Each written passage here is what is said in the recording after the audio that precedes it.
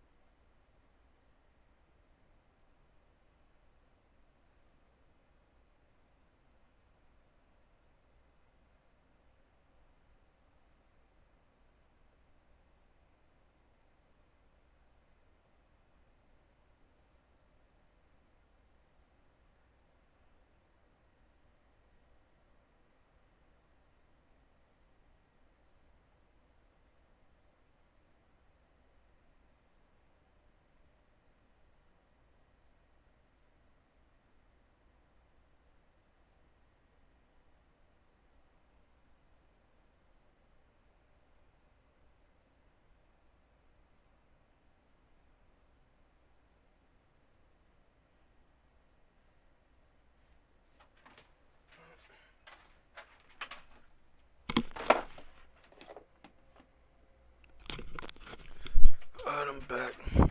What's the word, everybody? If you can't sleep, this is for you, you feel me?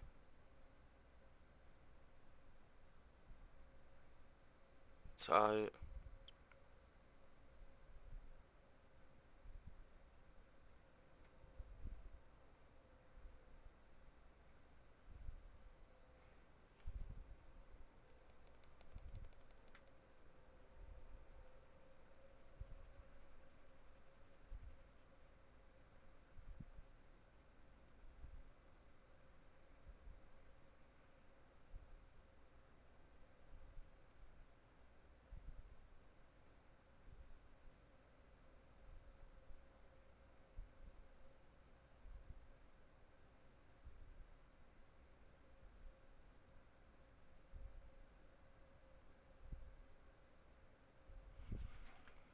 Alright.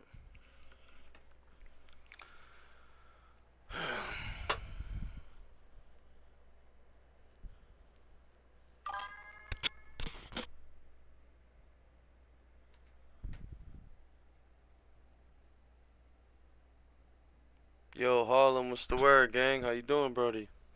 Appreciate you, bro. Just bullshitting, bro. Can't sleep, you know how that goes. What the fuck kind of fish is this? 3 things you should never do if your dog is suffering from arthritis. Number 1, giving them glucosamine chews. Number 2, Nah, that was weird. That was some weird shit. Weird ass fish, bro, right? That was crazy, bro. That was crazy, bro. Crazy mom shields her 5-year-old child to protect from Rottweiler attack. Oh, man, I can't even see that, bro.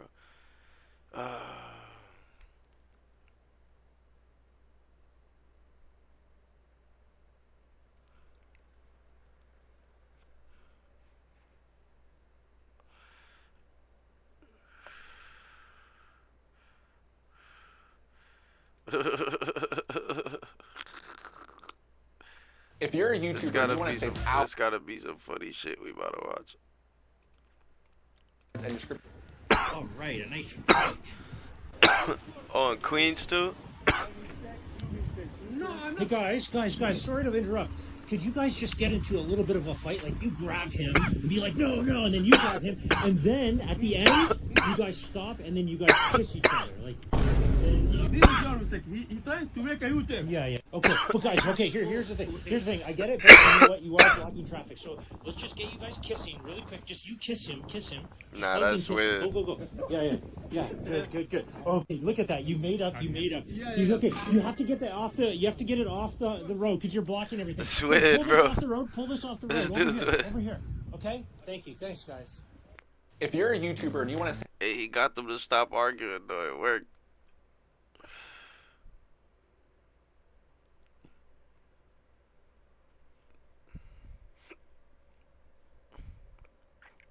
Chick shows how she washes it. Why does she have a bandana over her head, bro? Like, come on, bro.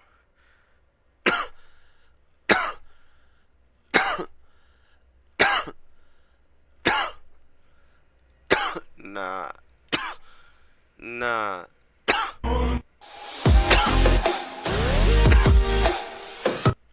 Hey, yo. You still going to hell.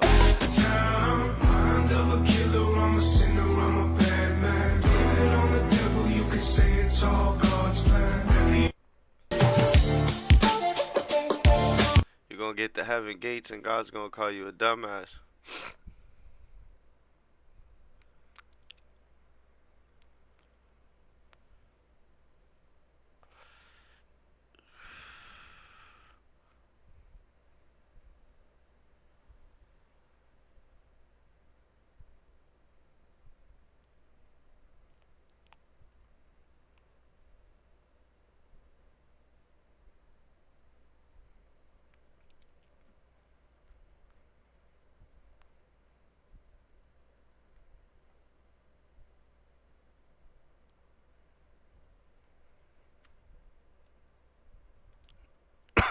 Yo, this dude always going viral right here. It seems like he don't know how to speak.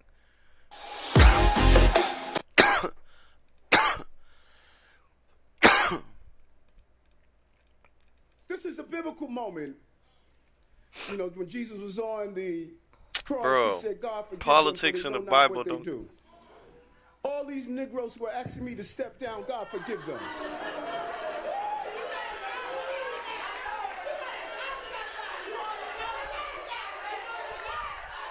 Hey, yo.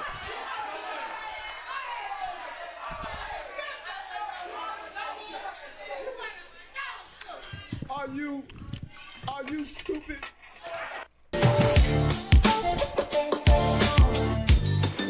I feel like he was about to be like, can you dig it? The crowd would have went crazy. Several game if he goes on close station and calls out getting off and going for gang violence.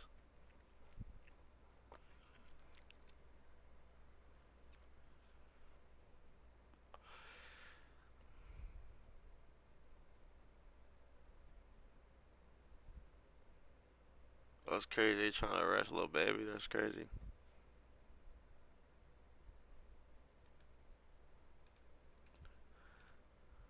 Do a challenge real quick? Yeah, sure. This the shit, bro. Niggas be trying to stream for likes and views and don't know when they crossing the line. Look at this shit right here. Repeat after me.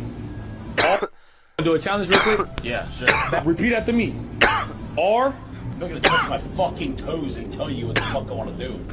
You gonna fucking tell me what to do? You in the CIA? No, I was gonna tell you to say some shit. You want me to touch my fucking toes and Bro, say you want me what? to do it? You fuck you guys. Let's What? go in the alley here. Going to alley? What the? Record this shit. He's about to fuck them up. Come here, record this shit. Fuck? He's about to Hell fuck no. them up. Record this. You guys think you're funny? I'm recording it. Come here. Nah, why you want us to come in the alley? Nigga, why you want us to come to the alley, Why bro? you want us to come in the You guys think you're fucking funny? Hell no, I'm not coming. You up out there too? Oh shit! Oh shit! Seriously? Hurry up! He pulled out the pole. He pulled out the pole on him. Crazy.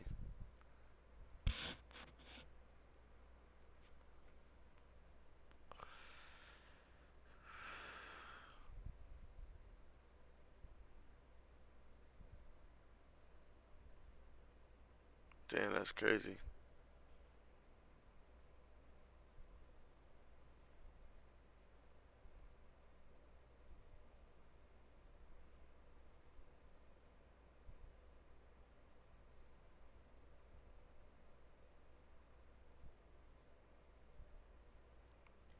What?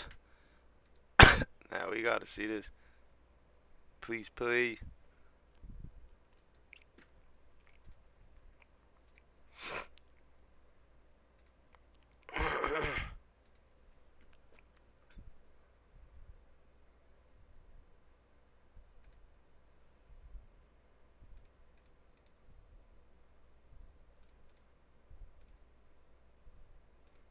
Damn, is that? Damn.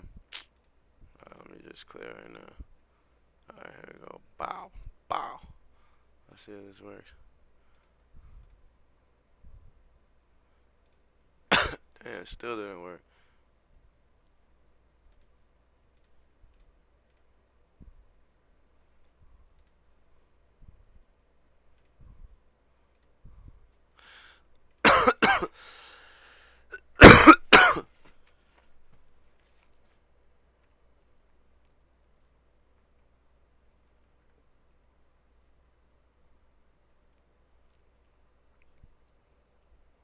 If y'all got something y'all want me to see, let me know.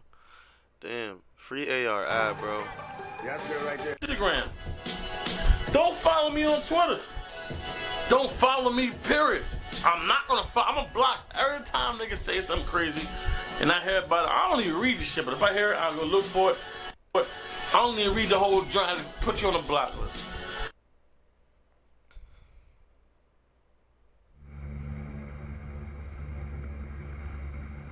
Alright, let's see this. This shit gotta be crazy.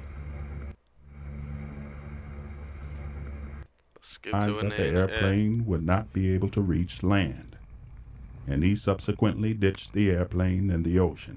Like my boy in Puerto Rico or some All shit, of the nigga. passengers Damn, where the fuck and he the at? pilot exited the airplane uneventfully. One passenger swam to shore, and rescue personnel recovered the pilot and the other 7 passengers from the water about 80 minutes Damn, after that shit the look ditching. beautiful though. I mean, I'm not even One gonna of lie. those passengers died before rescuers arrived. Damn. The That shit adult look beautiful. passenger who died was found to have been wearing an infant-sized life jacket, rated to hold only 35 pounds. That's fucked up.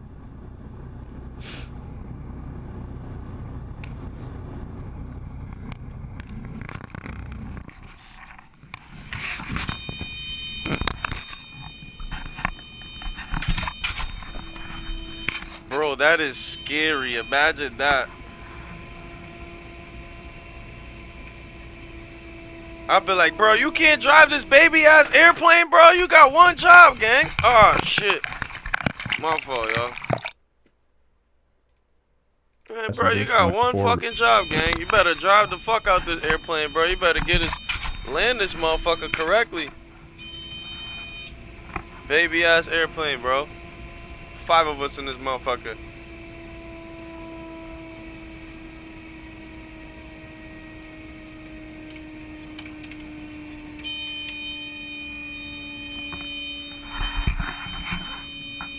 Oh, bro. Oh. Oh. Fuck the camera, bro. We in the ocean, gang. Hell no. Fuck what you talking about, nigga. You just almost killed us. Fuck what you talking about. Situations like that, I ain't listening to nobody, nigga. I'm gonna get me and the kids up out of there, bro. You already almost got us killed, bro.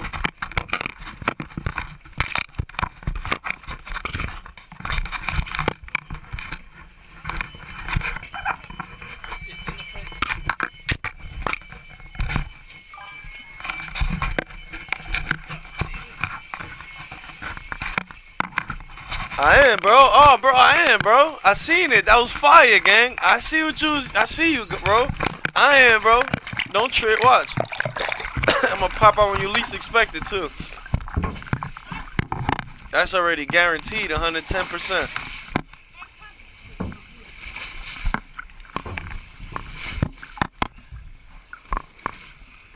He said I'm Tyson Flat Tyree. That sound like an ill name. You gotta help me come up with an old name.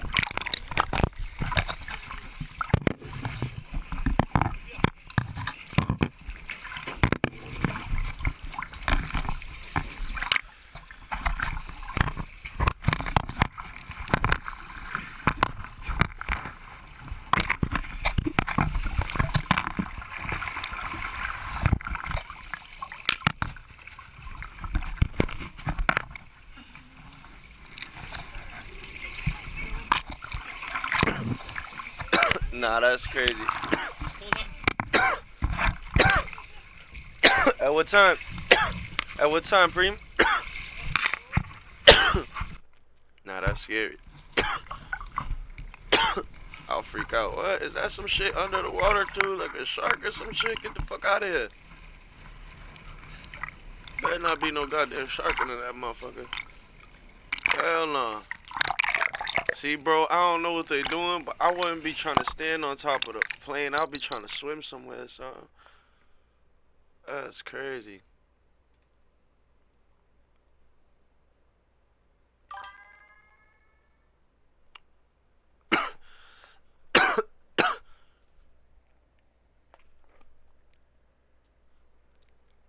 That's it.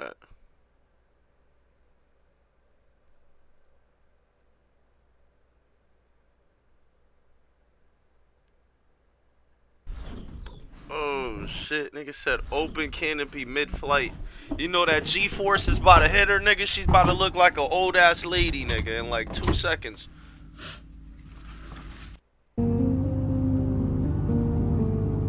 She thought she was going for a Sunday fly. Sunday flight. Where's your helmet and your goggles? Ain't you supposed to have helmet and goggles and a bunch of extra shit? And you doing all this extra maneuvering and shit? Hell no.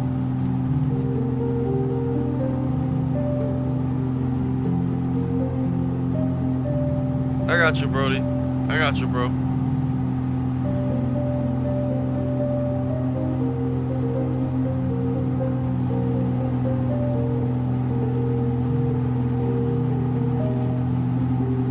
Look like this shit about to get dangerous.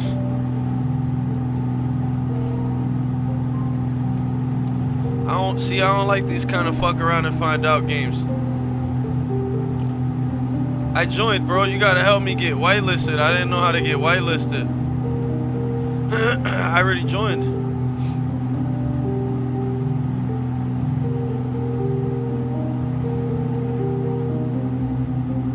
It's fire. I'ma do Louis Love Rivera, right? Or Carlos Santiago. Alright, hold on. Let me get to this real quick. Let me get to it. Hold on, because I missed it.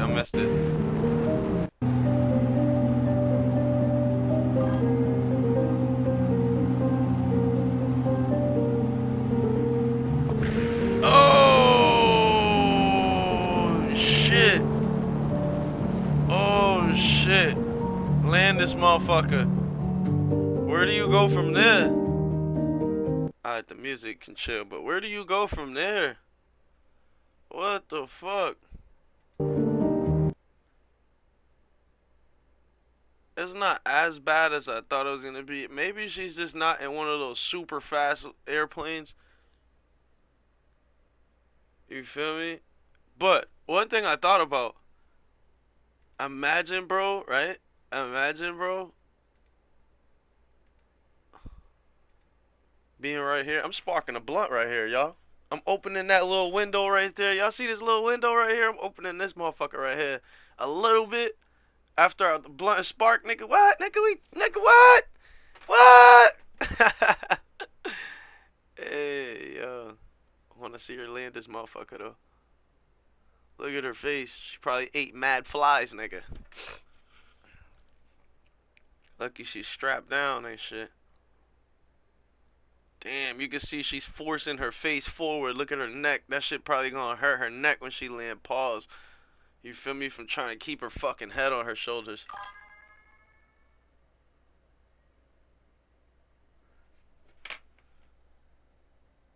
Hell yeah, that bitch would be smoked out, gang. That's a fact, bro. Her mouth is probably dry as shit. She probably got cotton mouth like a motherfucker. Eyeballs dry as a motherfucker. Somebody pass this bitch some Visine. Hey, yo. She probably cold as shit. She probably don't wanna go for no more flying for the day, nigga. She all set. It's probably gonna be a quiet ride back to the crib, gang. Oh shit. Thank you for your pledge on Patreon. Before we all left, at the what you call it, right? What I did, I jacked it, right? Cause I'm really his little big homie. Did you care about that when you were trying to kiss me? Trying to kiss you. Oh, Niggas start. Trying to kiss me? Niggas start banging out with a Transformer gang. Did you care about that when you were trying to kiss me? Trying to kiss you. That is, man. That's your boy. Oh, and the plumber. Shut and your the Matt plumber Hoffa going at in it. the Another face. game. Shut Matt Hoffa in the head looking us up. Extreme pre-revival video shows. Hey, yo, that was crazy, gang. You gotta start getting it cracking. June 2009, a squadron from SEAL. June 2009, a squadron from SEAL Team 6 deployed to Afghanistan to hunt down high-value Taliban targets. This video look wild, bro. I ain't gonna lie. This shit look like some Call of Duty shit. Mission, but word had spread that Navy SEALs were active in the area, and the bomb makers knew the SEALs preferred to hunt at night, which made them terrified of the dark. And so the bomb makers came up with a surprisingly intelligent plan. They started exclusively working in the light of day. They would build their little bombs in a few houses in Afghanistan and then quickly drive across the border into Pakistan before nightfall, allowing them to sleep safely outside of their enemy's reach, but only if they could survive the drive to Pakistan. Alright, I'm gonna come up with some shit.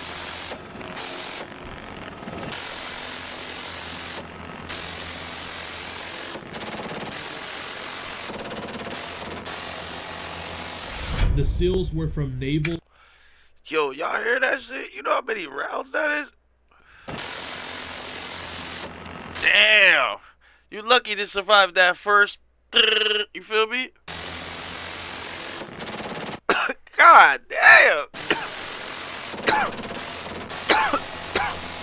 The SEALs were from Naval Special Warfare Development Group, Red Squadron, and they were arriving in Afghanistan fresh off the heels of saving Captain Phillips just 2 months prior. Needless to say, after making history and being all over the headlines for the last month, the team was feeling untouchable. They were the best of the best, and they knew it. But more importantly, the enemy knew it. They were stationed at Forward Operating Base Sharana in Paktika Province, Afghanistan.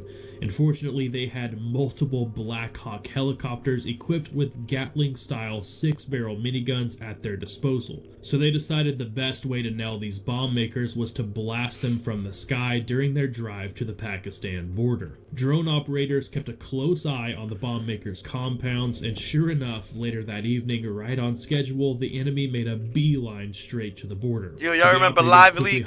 Y'all boys remember LiveLeak.com? That's crazy, gang. In their Blackhawks and raced to stop them. That was WorldStar. Before WorldStar was WorldStar, it was LiveLeak. About halfway to the border and used their minigun to send 4,000 rounds per minute right in front of the vehicles. 4,000 rounds per minute. Can you imagine 4,000 bullets per minute coming from that thing? Yo, do you know how big those bullets probably are, bro? Jesus Christ. Bringing them to a dead stop.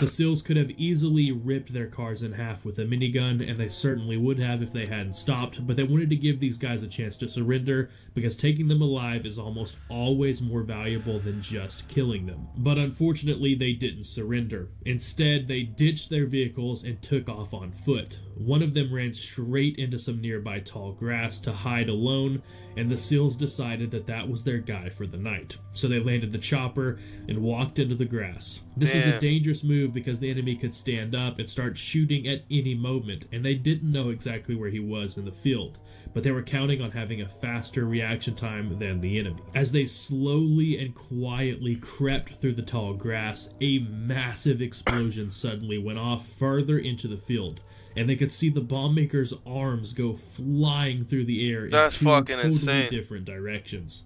It turns out he was wearing a suicide vest, and must have thought the SEALs were much closer than they actually were. He blew himself up a bit too early, giving the SEALs nothing more than a good laugh before hopping back on the helicopter. The next night, a much larger group of bomb makers took off yet again towards the border, so the SEALs quickly hopped in the Blackhawks and raced off to catch up to them. But this time, when the enemy spotted the Blackhawks flying overhead, they split up into two separate groups. Hey, yo, it look like them niggas in Teslas, too. What the fuck?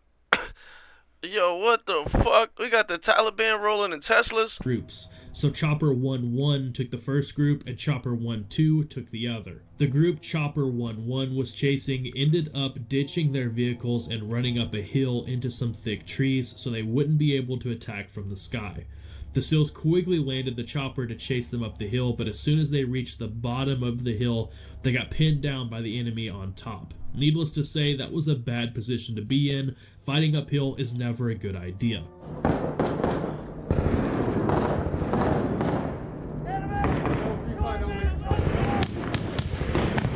Damn.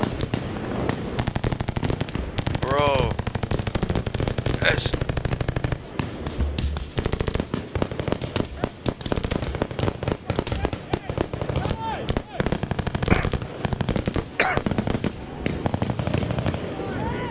Naval Special Warfare Operator Robert it was getting it O'Neill rocking, one bro. other SEAL and the team's EOD technician and flanked around the back of the hill to take the enemy by surprise. They slowly and quietly made their way up the back of the hill and managed to get right behind the bomb makers without them having any idea. Using their suppressed rifles, the operators dumped the enemy fighters with just a few quick shots to the back of their heads, splitting them right down the middle. The team's EOD technician then carefully checked the bodies for suicide vests, and thankfully they were all clean. As they were wrapping things up on top of the hill, they heard a call for FWIA come over the radio from the team on Chopper 1-2, which means friendly wounded in action. The team's dog Cairo had been hit. Team 1-2 had chased their bomb maker into a nearby set of buildings. When the target jumped over a wall into a small compound, the team sent their dog Cairo in after him. They didn't let the dog get hit though. They let the dog get hit, bro. Cairo quickly jumped over the wall, but the bomb maker managed to climb into a tree before the dog could get to him. With the dog barking at the base of the tree, the terrorist coward shot several rounds from his AK into Cairo's abdomen. Despite his near-fatal wound, Cairo managed to drag himself around the wall and back to the team. Cairo had taken multiple shots so his teammates wouldn't have to, and thanks to his barking, the team now knew exactly where the bomb maker was. So they quickly surrounded the tree and shot countless rounds into the bomb maker, dropping him out of the tree. Bow. Bow. Oh, I see him. I hope they show the body drop. Hit him up, hit him up. I hope they show the body drop. Oh! Which ass nigga? That's too bad. With the area now completely clear, the team's medics got to work on Cairo just like they would any other. Damn, that looked like a nice German though. They quickly shaved his fur down and put a chest seal on to control the bleeding. They then called for a medevac, which quickly transported Cairo and the team to Bagram before eventually loading Cairo onto a plane to Germany for further treatment. Despite the team's best efforts, it wasn't looking good for Cairo, so the team didn't hold much hope. But to everyone's surprise, just 3 days later, they got word that Cairo had survived. But not only did he survive, he was going to make a full recovery and return to the team very soon. Little did they know, Cairo would soon make history when he charged into bin Laden's compound alongside his SEAL brothers during Operation Neptune Spear in 2011. That's a badass dog. That's a badass dog, nigga. Yo, that nigga came back, yo, that's a badass dog, bro.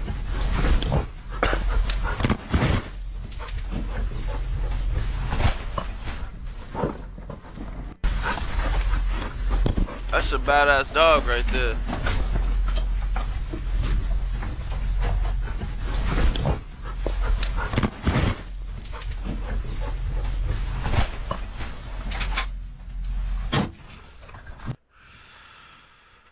So what was the story about? What's this? On April 17th, 2007. Oh shit. On April 17th, 2017, a task force of U.S. Army Rangers Why is all were these caught things on in my one of the algorithm? deadliest ambushes of the War on Terror. The Rangers were making their way through a small town in Afghanistan when they were ambushed by a massive force of Taliban fighters who had taken up positions in several different buildings on all sides of the Rangers' positions. The Rangers were now taking fire from all directions and from elevated positions. But thankfully, the Rangers weren't alone for long. 2 F-16s and an AC-130 gunship were already in the air nearby and immediately responded to the Rangers' calls for help. The AC-130 gunship shit, and both what of the the fuck? F-16s completely emptied all of their weapons, Oh, shit. leveling multiple buildings inside the town and killing numerous Taliban fighters. But the Rangers on the ground were still outmanned, outgunned, and running out of time. So the 2 F-16s and the AC-130 gunship quickly made their way back to base to get rearmed and refueled so they could make their way back out to help the Rangers. Luckily for the Rangers, at a nearby base, 2 F-16 pilots, Craig Andrel and Adam Furman, were He looked ready like the to real come dude. to their rescue. The 2 pilots had been closely listening to the situation over the radio, anticipating that they might need to get involved as well. He looked like And the when they nigga from heard Con that Air. the AC-130 Whatever that gunship shit had called. completely emptied all of its weapons, which is almost unheard of, they knew it was their time to get moving. F-16s are equipped with a high-tech communication system that directly links with the JTACs on the ground with the Rangers. And the JTACs can send essentially text messages. Yo, you see to that? the That shit start lifting off the ground around about 150 miles per hour. pilot, letting him know exactly which targets they need hit. And while they were on their way to the Rangers' position, Andrel and his F-16 received a message from one of the JTACs on the Hold on, let me ground see something. to the pilot, letting him know exactly which targets just they looking at need something. hit. And while they were on their way to the Rangers' position, Andrel and his F-16 received a message from one of the JTACs on the ground, calling for the F-16's biggest bomb, a 2,000-pound JDAM, to flatten a multi-story building full of Taliban fighters. Normally, a pilot dropping bombs wants to see their target before releasing their weapons, both to confirm they have the right target and to be aware of what not to hit nearby, just to confirm that the JTAC and the pilot are talking about the same target. The last thing you want to do is drop a 2,000-pound JDAM on the wrong building. But in this specific situation, Shit's about the to get Rangers crazy. were getting absolutely hammered from the target building, and Andrel didn't have time to do one pass by to make sure he was on the right target. So he just trusted the JTAC on the ground and dropped the bomb as soon as he went over the target. And within 8 Nigga, get minutes to the of point. taking off from the runway back at base, he had dropped his first JDAM on the target. It's time. About 15 seconds to impact. Oh shit. The rounds are hitting right in front of us.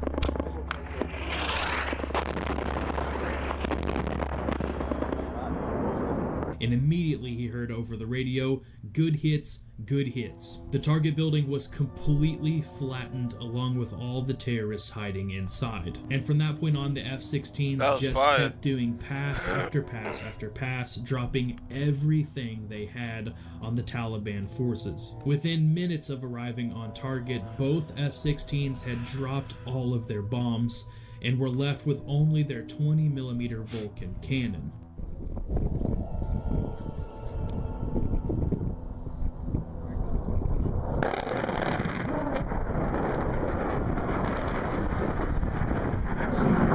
Which they used to strafe targets over and over and over again until their fuel began to run low. While on these types of missions, the F-16s refueled one at a time, one sprinting away to gas up from a nearby tanker, while the second stayed overhead to protect the Rangers. They decided that Andrel would be the first to peel off and go refuel at a nearby tanker. That's fire. But while he was approaching the tanker, a thought occurred to him. Even with more gas, he'd have no more bombs to drop. But the spare F-16 back at base was fully loaded. So he quickly radioed back to base to make sure the spare jet was available. Thankfully, It was available and fully loaded. The spare F-16 back at base wasn't just any old F-16. It was the unit's flagship jet with a tiger stripe paint job. It represented the squadron and was parked in the first position on the flight line. The jet was assigned to the unit's crew chief and was mostly set aside for VIP tours and was always the cleanest, nicest of the so they're jets about to on go out base. in the, But with a today, bang. this F-16 was going to be put through the ringer. Word. After landing, Anduril quickly switched over to the other F-16, and everyone rushed as fast as they could to get through all the safety checks before he could take off. On a normal day, a pilot who lands an F-16 might be ready to climb down from the cockpit 20 minutes after touching down, while those heading out to fly generally step to the jet an hour before taking off.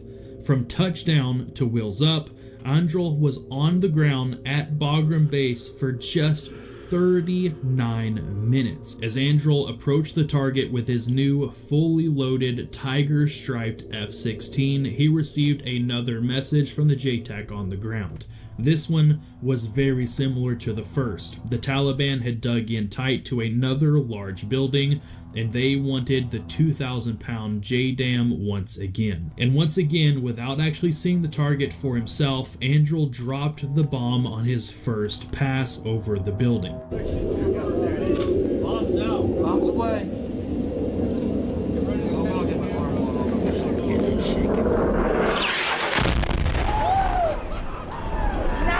Oh my God! Damn, you see how fucking how fast that shit felt? Dropped the bomb on his first pass over the building. Bombs away.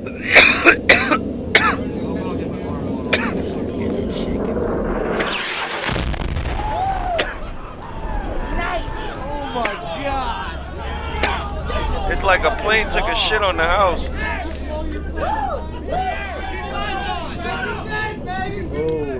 That shit crazy.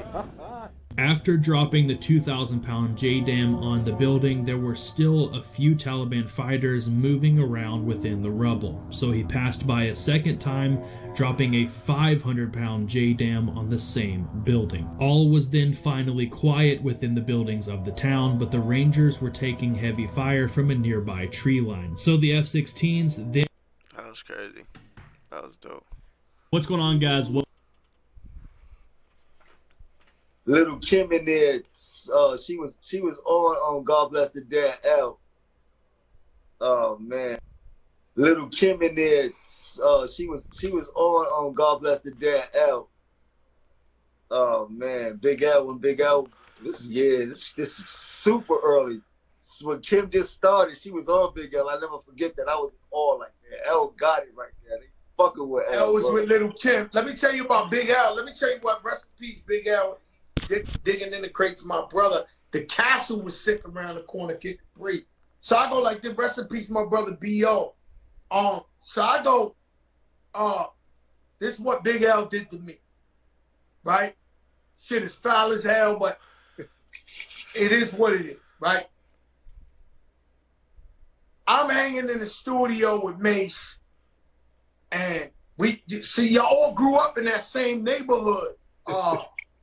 Jones 139th, all that, they children of the corn, they all from that McGruff, all that's that hood, right? Yeah. So I see Mace, he's in the studio, I hang out with him. I think you was there, I think Cam was there. We was laughing, telling jokes all fucking night, popping shit. It was just the best time, right? And the next day, I'm in the tunnel, right? I'm in the tunnel, you know how we are, Jim. I'm in there 20, 30 deep, whatever. So L come over to me, right? He like, yo, Crack, I need you. I said, yo, what's up? You know, Big L, my little brother. Yeah. I said, L, what's up? Nah. I got to holler at these niggas, this and this and that. This is a joker moment, guys. So I follow him, and you know, we ready to catch wreck for L, 1,000,000%. He pulls up to Mason Bector, man. Oh, man. And I'm standing with L, and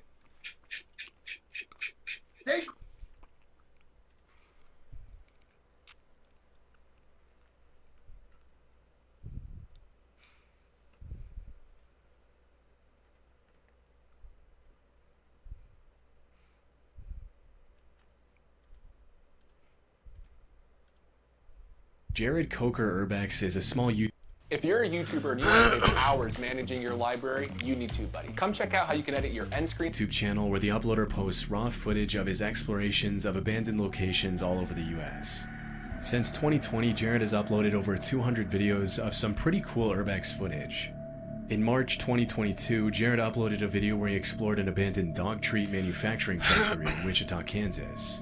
For the first few minutes of the video, the exploration is pretty uneventful, and except for the usual couple of strange thuds and bangs that can be heard nearby, it seems like Jared's alone. Even though it's relatively common for homeless people to hide out in abandoned buildings, it doesn't seem like anyone was squatting in the factory that day. Oh, like the factory I was After at. exploring the multiple floors of the building in detail, Jared looks out the window and sees a red car pulling up to the factory and start making its way through the gates. He's gonna go around where I can't see him.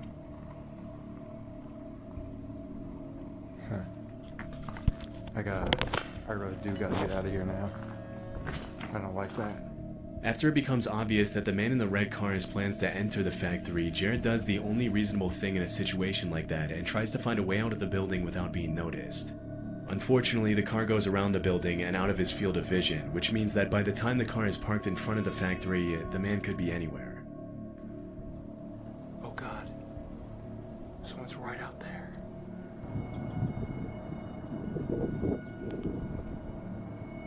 Just leave. Just try to get out. What did I do? I couldn't tell what he was holding.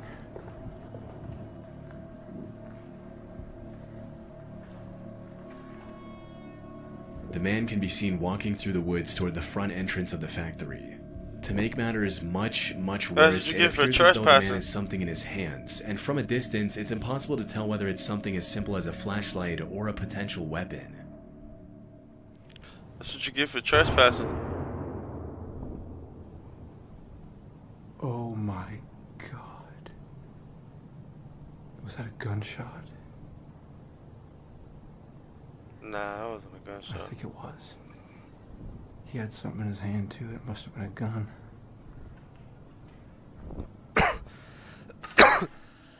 Over the next few minutes, Jared does his best to find a way out undetected, which is much easier said than done when you have no idea where a potentially armed man who probably knows the layout of the building much better than you do is hiding. And just when it seemed like Jared was going to make it out undetected, this happens. Whoa, whoa. Whoa. Oh, it's just me. You scared me to death. Okay, get over there now. What? Sit down. If you're not the police, I'm leaving. Oh. Put them on. Got it? Okay. Either I put them on or you can put them on. Take your pick. I've never put on handcuffs before. Just put them on each side of you. How's that? Put them in front of you. That way you carry them in front, okay? What's going to happen? What's going to happen is the police is going to come and then you take your name and they'll get you for criminal trespassing. It's nothing these days. It's a lot better than me shooting you, isn't it? Is that what I heard? Yeah. What'd you shoot at? Shoot it. Shoot at them. If they run, you shoot. There you go. Yeah. Damn. Cool, nothing will happen, okay? Alright. He said if they run, you shoot. It's He said I already shot one? Yeah. Be cool, nothing will happen, okay? Alright. What? All right. I'm not gonna shoot you. Don't you see? Something says use of deadly force. What do you think that is? I thought that was kids spray paint. No, that's me telling you I'll shoot you. Nobody else is with you, right? No, it's just me. Okay, if I see somebody, I'm gonna end up probably shooting them. Oh no, if I were with someone and I know you shoot people, I would have gotten them. Okay. I just don't want, they say wait, they scare me, I'll shoot in a heartbeat. Yeah. I'm sorry. They say what? Well, I would have gotten them. What'd he say? Okay. They say wait I and... just don't want, they say wait, they scare me, I'll shoot in a heartbeat. Yeah. Damn. Sorry. It's just life.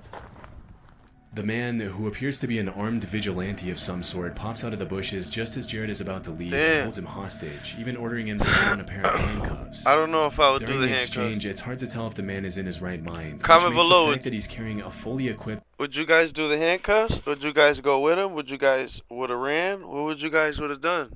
I'm not gonna lie. I wouldn't have done the handcuffs. I probably would have ran. I probably would have lied and said, yeah, there's somebody else in there. Probably would have tried to get him to go in there by himself or something. I would have ran or something. I don't know. Assault rifle that much more disturbing. At one point in the conversation, the man orders Jared to get into his car, and at that point, And if he's shooting people just like that and talking like that, that means he's used to like killing motherfuckers. Doesn't really have a choice. What we're gonna do is we'll throw your camera and your bag in the trunk, okay? And I'll put my gun in there too. All right? We'll get in a little red car, we'll just drive up here, set everything out, police will come, they'll ask you for your driver's license, and they'll give you a little ticket. Although Jared didn't record the part where he got into the car out of fear that the man would freak out if he realized he was being recorded, the YouTuber later explained that the cops took an hour and a half to get there. Disturbingly, when the cops finally arrived and while they were all talking, they saw two kids go up to the factory the same way Jared had, at which point the man looked the cops dead in the eye and said that if he saw the kids inside the factory, he was going to shoot them. Unfortunately, that's exactly what happened. As Jared was being taken to the police station for trespassing, the cops got a report that two kids had been shot at the factory. Thankfully, it turned out that the man was bluffing with his weapon, which was only loaded with non-lethal pellets. But still, the kids had to be taken to the hospital to be treated for their wounds. During the investigation, the man was identified as 62-year-old Ken Thomas, and even after shooting at the two kids, he was only sentenced to 2 years probation. Since that day, Jared hasn't gone back to the abandoned factory again. In 2019, a group of 5 real estate investors walked into a distressed property in the Angora neighborhood of southwest Philadelphia. The visit to the distressed house started out pretty ordinarily, but a few minutes in, just as one of the investors was about to walk up the staircase leading to the second floor, they noticed something extremely disturbing. Oh, I seen one of these. Yo, I seen these, y'all. Yo, I came across one of these, y'all. This is real deal. This is real shit. A house with booby traps in it. That shit is real. Like, you step on something, something pops up, there's a nail in it, and like you fucking walk through, you open something, some shit falls down. Like I've real life been into a crib that had some shit like this. Look, right? That goes up. Look at the nail over there. We're doing construction, doing home remodeling. Look what is there, the knife. Right there, right there. You see the wire? You don't see the knife up there? Right here, you see this wire going over here? It's going right through your heart. It's on a crutch with a knife. How'd you place that? Based on what the investors are saying, there appears to be some sort of booby trap system built into the staircase. Had any of them followed through with walking up the staircase, a seemingly innocent house walkthrough could have turned bad very quickly. After analyzing the booby trap for a few minutes, they decided to activate it to see what would have happened to the investor if he had continued climbing the flight of stairs. You got it? There's glass on the floor, all type of shit. Yeah. What is it? Oh! Hell yeah, bro. Shout out to Yisu, nigga. Hell yeah. Look at that, bro. I told y'all. You need to stop more. You need to step over. I told. Oh man, this shit is crazy. I wouldn't even go all the way up. Disturbingly, the knife comes down right at the level of the investor's neck as soon as the wire is activated. It's hard to imagine what kind of psychopath would booby trap a house like that, knowing that whoever walked up that flight of stairs probably wouldn't live to tell the tale. Even though the trap was built in a very do-it-yourself kind of way with a rusted knife, some duct tape, some wire, and a crutch, the speed at which the knife was designed to come down right at neck level obviously means that whoever built it wasn't playing around and meant to do some serious damage. In the interview with NBC, the investor who recorded the whole thing mentioned that he was used to finding some pretty strange things in the distressed houses he often renovates. But even though he was no stranger to abandoned dogs, homeless people squatting, and drug houses with bags and scales, he had never been this close to losing his life, much less to a booby-trapped house. In Cleveland, Shockingly, Underground even after what Railroads, all happened, that. The investor still went on to explore the rest of the house, What buy found? it, and renovate it. Nigga, firearms, all Fortunately, they type didn't of run shit. into any more traps along the way. Finders Beepers History Seekers is a YouTube channel where urban explorers Matt and Andy document their visits to hundreds of abandoned locations around the world. What's funny about this channel is they always bring their dog Bear with them on their explorations, setting him up with his own GoPro camera to capture footage they might otherwise miss. That's fire. In March 2023, they uploaded footage of their visit to an abandoned house in the UK.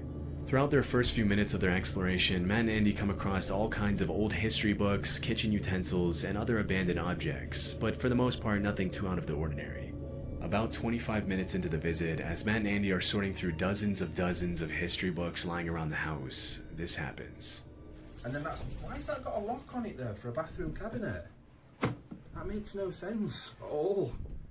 Hey, you're just causing so much bother. The fuck? Sound like a door or somebody running by or something?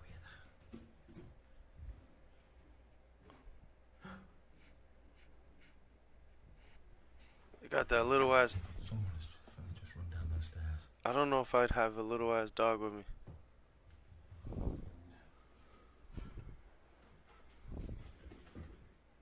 Hello?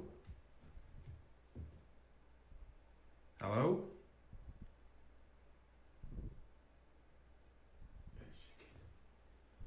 Hello? Hello? We're not secure. We're not going to do anything. We're not going to hurt you. Urban Explorers. Just having a look round. Hello? Yeah, I know y'all heard that.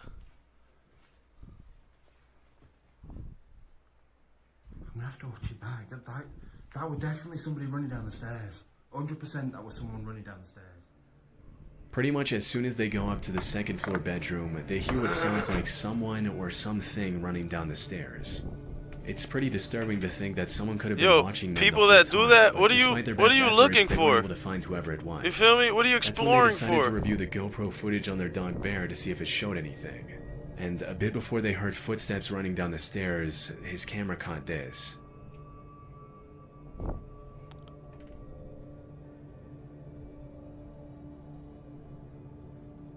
A person under the bed.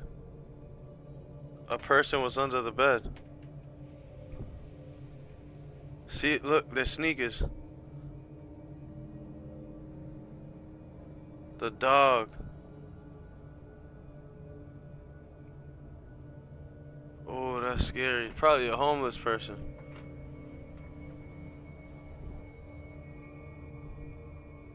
That's scary. But this is what you get though. Look, the dog, so the dog notices there's somebody there. Disturbingly, there was someone hiding under the bed in the second floor bedroom. Even though it's hard to see everything clearly with the dog footage, it's pretty obvious that it was a person hiding under the bed. After the encounter, Matt and Andy Probably just continued a homeless exploring the person. house for another 20 minutes, and they confessed to feeling pretty on edge after leaving. To this day, they still don't know who was hiding under the bed. It's pretty likely that the guy under the bed was just a squatter who was probably more scared of them and left the house in a hurry to get some privacy. But No, still, probably it must have left been so he won't incredibly get chilling charged to with review the footage trespassing. and realize they were never alone.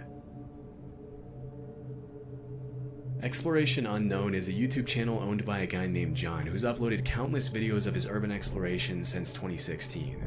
In March 2019, John and another YouTuber explored an abandoned house where a woman had reportedly taken her life years after the death of her child. Oh man, that's Just a crazy. few minutes into the video, it becomes pretty clear that the structure of the building is extremely unstable.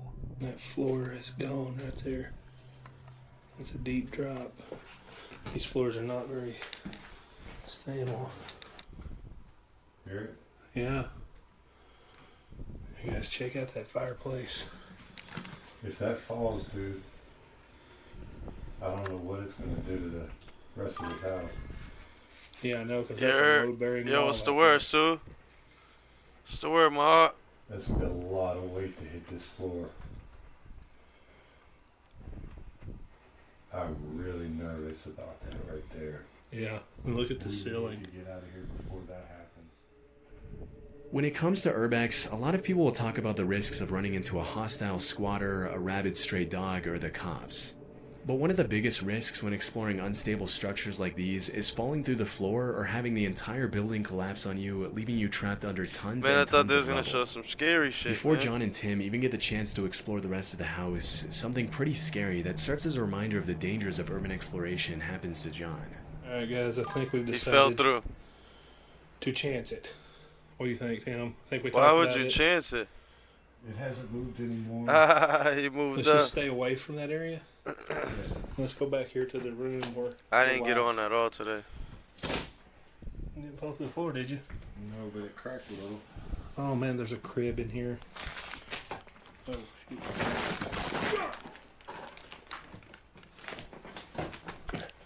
Okay. Play stupid games, win stupid prizes. Yeah. Well, I just fell through the floor. Ow. You alright, man? What happened? I thought he was gonna stay in We gotta get out six. of here. By the time John realized the floor was cracking, it was already too late. Luckily, he was able to shift all his weight onto his other leg before he fell entirely through. Otherwise, he would have plummeted at least 10 feet into the basement below. Obviously, after that close call, the pair of explorers decided to call it a night and carefully treaded their way out of the Nah, house that's and back crazy. to the car. Since that incident, John has continued to upload videos pretty frequently to his channel, but he hasn't gone back to that house since.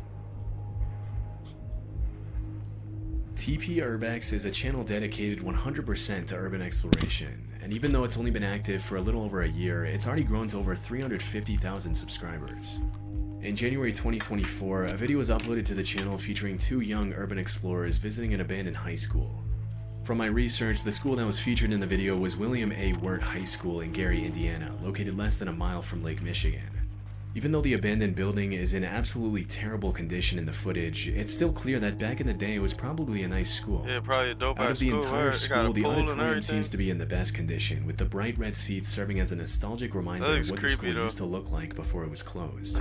As the teens are walking through the aisles, they catch a glimpse of a man holding a metal pipe staring them down near the auditorium What? entrance. Looks like some kids got in here and were throwing some stuff in the balcony area.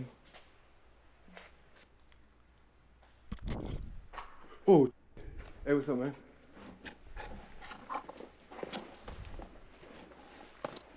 You want us to get out of here? You want us to... Hey, we'll leave, bro. We'll leave, all right? Come on. They didn't show the dude. Just get out of any of this door right here. You sure? Let's go. Yo, let's go, let's go, let's go. The man with the pipe started chasing them out of the building, but stopped when they got outside. It's pretty disturbing how the guy never even speaks to the teenagers. He just starts chasing them with a metal pipe Nah, that that he probably is planned super to use as a scary. makeshift weapon. When this kind of stuff happens, you really have to put yourself would've in the flocked shoes of at his everyone ass. involved. I mean, the guy who chased them out, like usual, was probably a homeless guy who had been squatting at the school for a while. Through his eyes, the abandoned, decrepit building is his home, and having two teenagers come in unannounced to disturb your peace when you have nowhere else to go must be pretty irritating. But for the explorers who just want to have some fun in an old building, getting chased out by someone who's armed and probably not in their right mind is also a terrifying experience. Hell yeah. Bet you they won't do that shit again. In September 2020, John and Tim from Exploration Unknown uploaded a video where they Oh, the same documented their dudes visit again? to an abandoned altar in the middle of the woods. From the very start of the visit, some red flags came up that John and Tim should probably have taken as invitations to leave. Where are we? It's supposed to be public land. This is private property, bro. Well, maybe it's like this over here, somebody's private property. But I know this over here should be like public land. After seeing the sign, it's unclear if the two explorers are on a private or a public road. But a couple of minutes later, after following the directions they were given, they got their answer. Saw something behind you. Shh. Key light. Kill your light, dude. Key. Oh my god, dude, it's a car. Nigga, they already saw you. Kill your light. Nigga, turn that flashlight back on, bro. Get down, get down. They can see you. Oh god, dude, we gotta get out of here. He shut that engine off. So he can hear you. Oh god, he's getting out.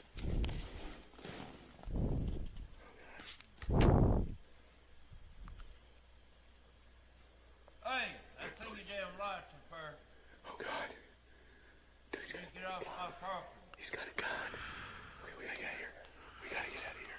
We gotta get out of here. Okay. Go, go, go. Just turn on the light. It's just say yes. Oh god, oh god, Tim, Tim, you okay? Tim, you okay? You okay? Get up, dude, come on, get up, get up, get up, get up. Are you hit? Are you hit?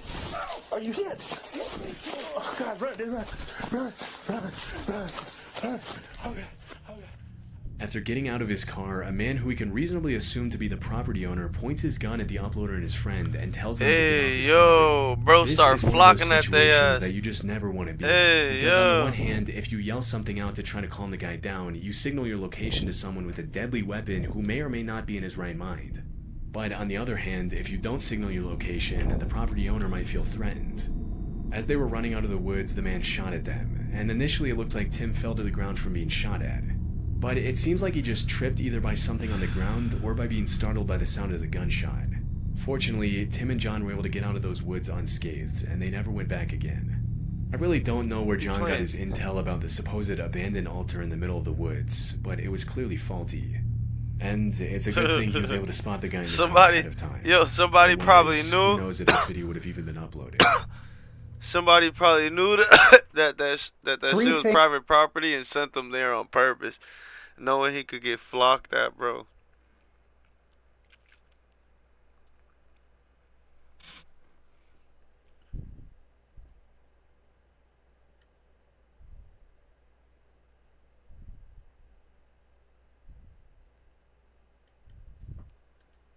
Nah, that's crazy, gang. If you're a YouTuber and you want to save Nah, hours this managing this your gotta be library, fake. you need TubeBuddy. Come check out how you can edit your end screens. ¿Por qué no Antonio?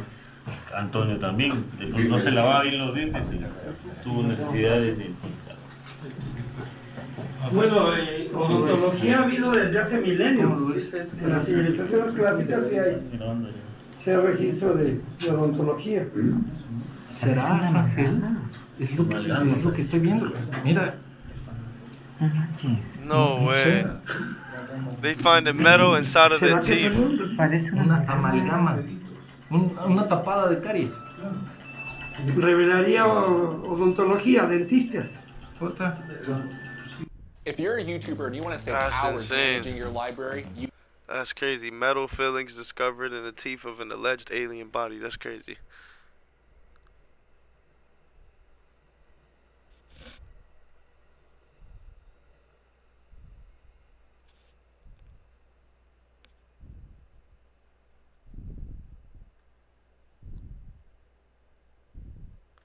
Nah, what?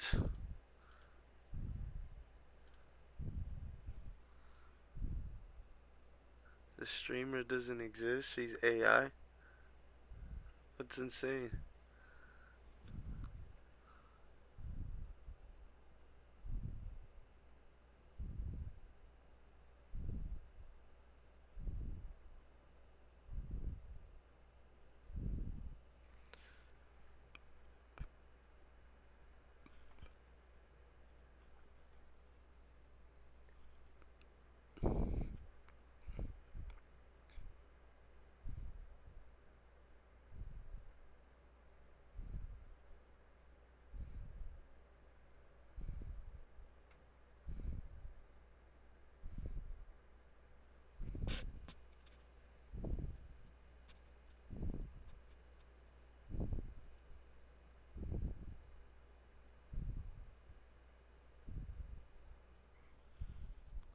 This is crazy.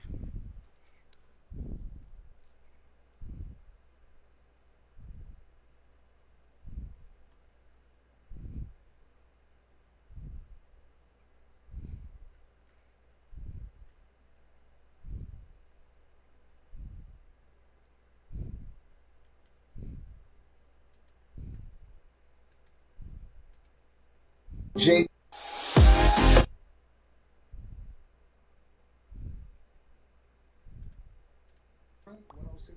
What was going through your mind in that? Jay-Z and Cameron, 106 and Park. What was going through your mind in that interview? Nobody told me he was coming. Pause. So when I'm sitting there thinking I'm getting my moment on 106 and Park, talking about my shit and how my shit is doing well, and he comes out the back, and I'm like, it's like, what's going on? So I'm sitting there just trying to be as cool as I can, because, you know, this is my time to be on 106 and Park and talk about my shit. But like you said, I don't even remember what you said, but obviously it turned into his album. So we heard you're working on another album. Can you tell us about it? What's going on? Blueprint 2, The Gift and the Curse. On my time, and like I said, I didn't know he was there. If I knew he was there, then, you know, we would have vibed it out. But it was more like a surprise. That's kind of probably what. Yeah, I be breathing heavy, bro. It's that shit.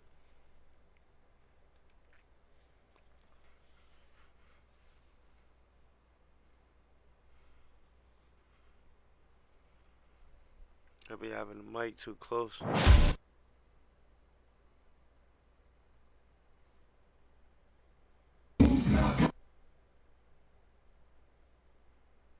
It was the large. What should we watch? What should we watch? On the chord. What? On the chord, let me see.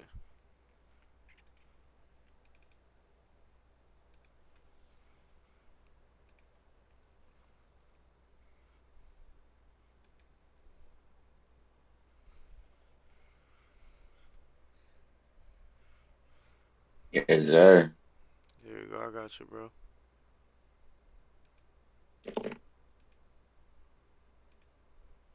I'm over here changing my YouTube out, twin. There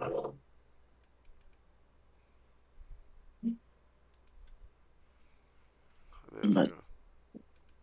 You can see the whole screen, right? Yeah. Alright, cool. What, like you can see the tube right now? Mm-hmm. Alright, cool. You was just watching. Just watching mad random shit, you feel me? Just watching It'd be random like shit. Yeah. Shit crazy. All that. Shit's crazy.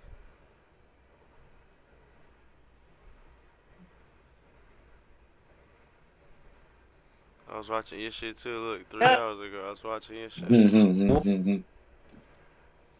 I'm fucking editing my shit right now. I need to start fucking changing my episodes when I fucking turn my eyes on. You need to change your other what? My episodes when I turn my eyes on. Oh, I be forgetting to update that shit. Hell yeah. Tight shit. My nigga Styles, we watching Styles shit.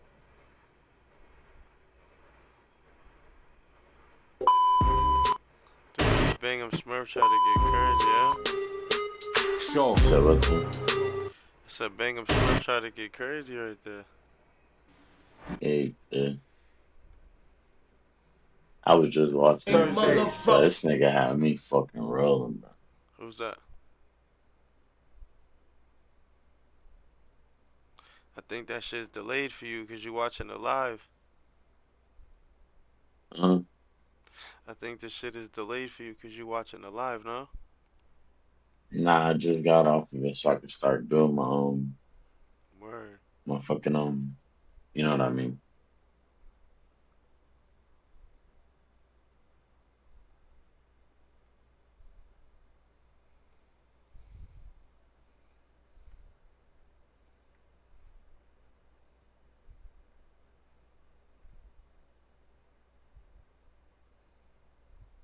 Dumb people will always exist among us, but what happens?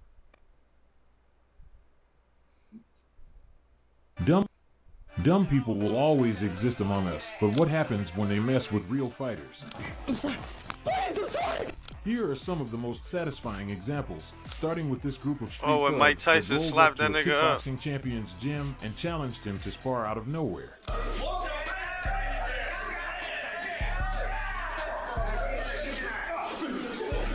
crank this dumbass. Stupid.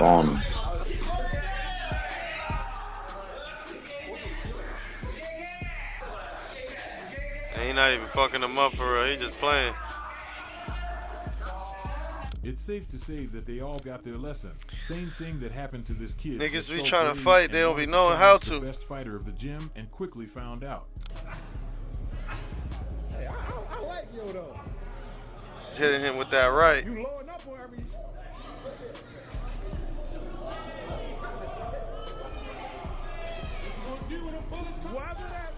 Weather that storm, young man. Hey yo, how do I restyle the picture? What you mean? Like for my banner. What you mean? My fault. Enough, such cases with people like how you restart. Make sure you have the lock unlocked and then you click on it. You feel me? All day long and nah, this is on YouTube page. So.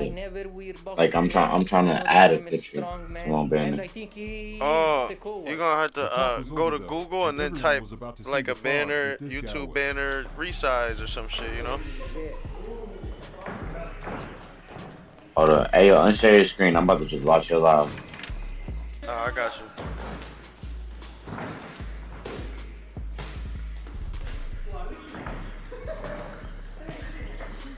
Shout out to the Brody, man.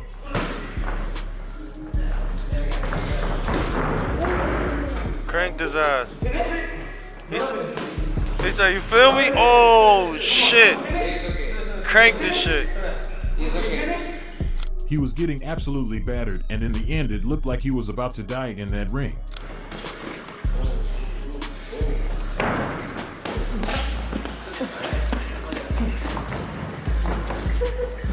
He's just dancing. He's dancing on a head.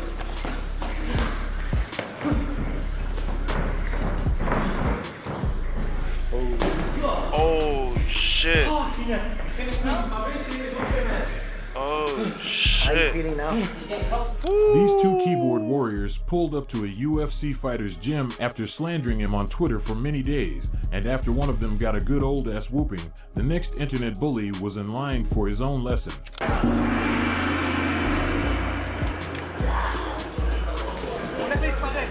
These dudes don't be learned.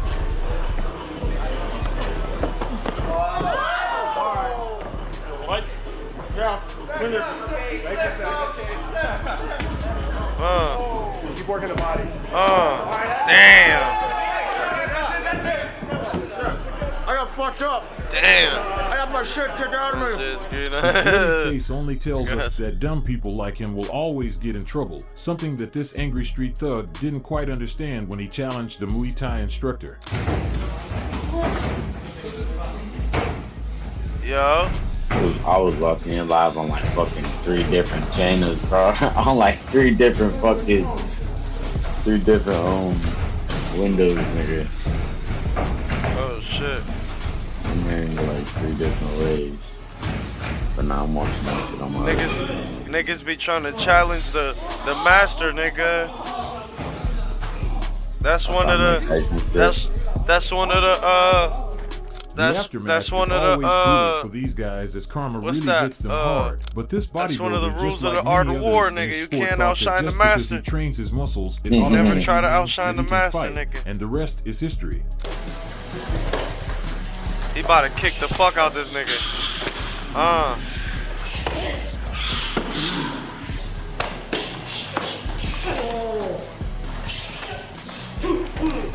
Nah, his leg game is crazy, bro. That nigga could kick. Yeah, so I do what? I wouldn't even want to fuck with him. And he ain't even hitting him. He's just showing him like, bro, I can tag you right here, right here, right here. Clarissa Shields went to her gym for a quick workout. This when she saw Papooses the girl same right woman here. who was threatening her on Twitter, saying that she would smash her face. And when they both got their gloves on, chaos erupted. This Papooses shorty in the pink. Mac. I seen this before.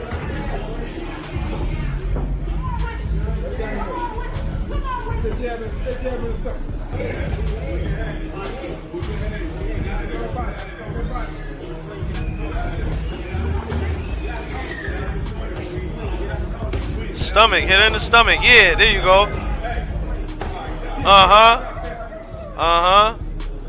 The coaches pulled I her would've let apart her as eat she for was a little literally bit. about to catch a body in that ring. I would've But let that her didn't eat. stop them from going at it again.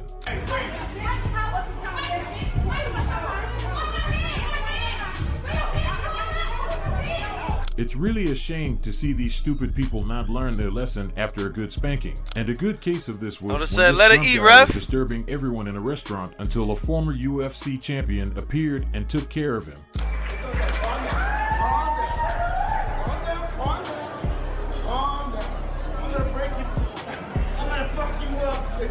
Oh yeah, that's right. Calm down. It's all right. It's okay. I'm gonna kill you, fuck this Calm down. Calm down. You good, buddy? I'm prepping for Someone that never wrestled before, how long would it take you to maybe tap out? Hey, 10 seconds. yo, Nino, what Yeah, break your what neck pretty quick. what Like, thing if do it's- I I think I use? would do 30 seconds. No. What's that? For like resizing the image? I don't know. I would just Google whatever, you know? Oh, like a banner? Yeah, just Google whatever, bro. Nah, I got a banner. I'm trying to resize it. Yeah, no, I'm saying I would Google whatever to resize. It you seems feel me? like he should have known that cutting hair isn't the same as fighting. These kids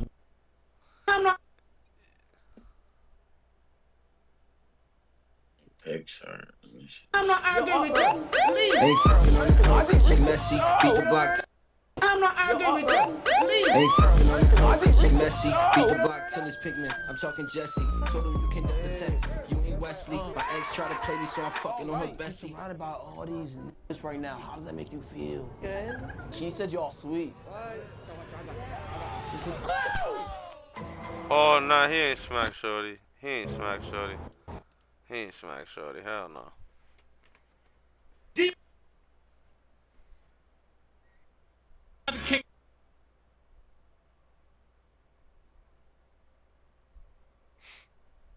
Sit down, or I'm gonna.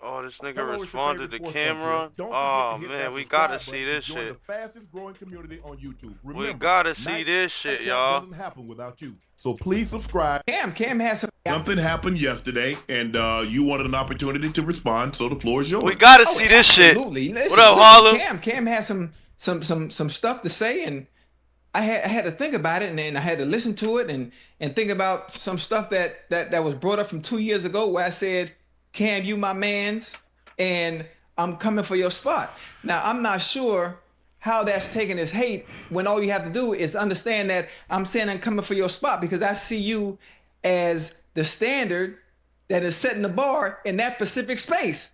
So you took that as an insult, which is weird to me. I'm not sure how you can do that. But if you check the if you check the numbers, what I said I was gonna do, I've already done and surpassed that in this specific space. Now he said, he asked me to come join them, to do something with them. And I told him, okay, you got to check with my people. You got to reach out to my people who, when it was time for me to work with you, what did I ask you to do? Reach out to who? I talked to Doug. You talked to Doug.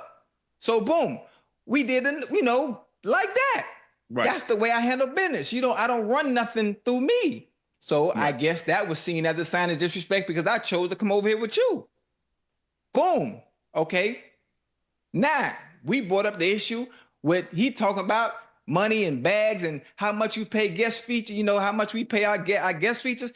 Buddy, I ain't no guest feature. Boy, I'm the main attraction. What is you talking about? I always been the main attraction. There's a difference. In your lane, you do what you do. I'm in completely different lanes and completely different rooms from you, despite me always playing around and joking. It's different. For one, you wouldn't have been able to afford me to begin with. Let's start there. And I'm not trying to be disrespectful. I think because I do everything in an entertaining, fun, laughing way, you kind of forget and don't really understand what's being done over here and how special what we have is. And that's no disrespect to them, because I like they show. I love It Is What It Is, because it's different than what we do. Their views, they got some high ones. But it's mainly about going at people and jigging at people, you know?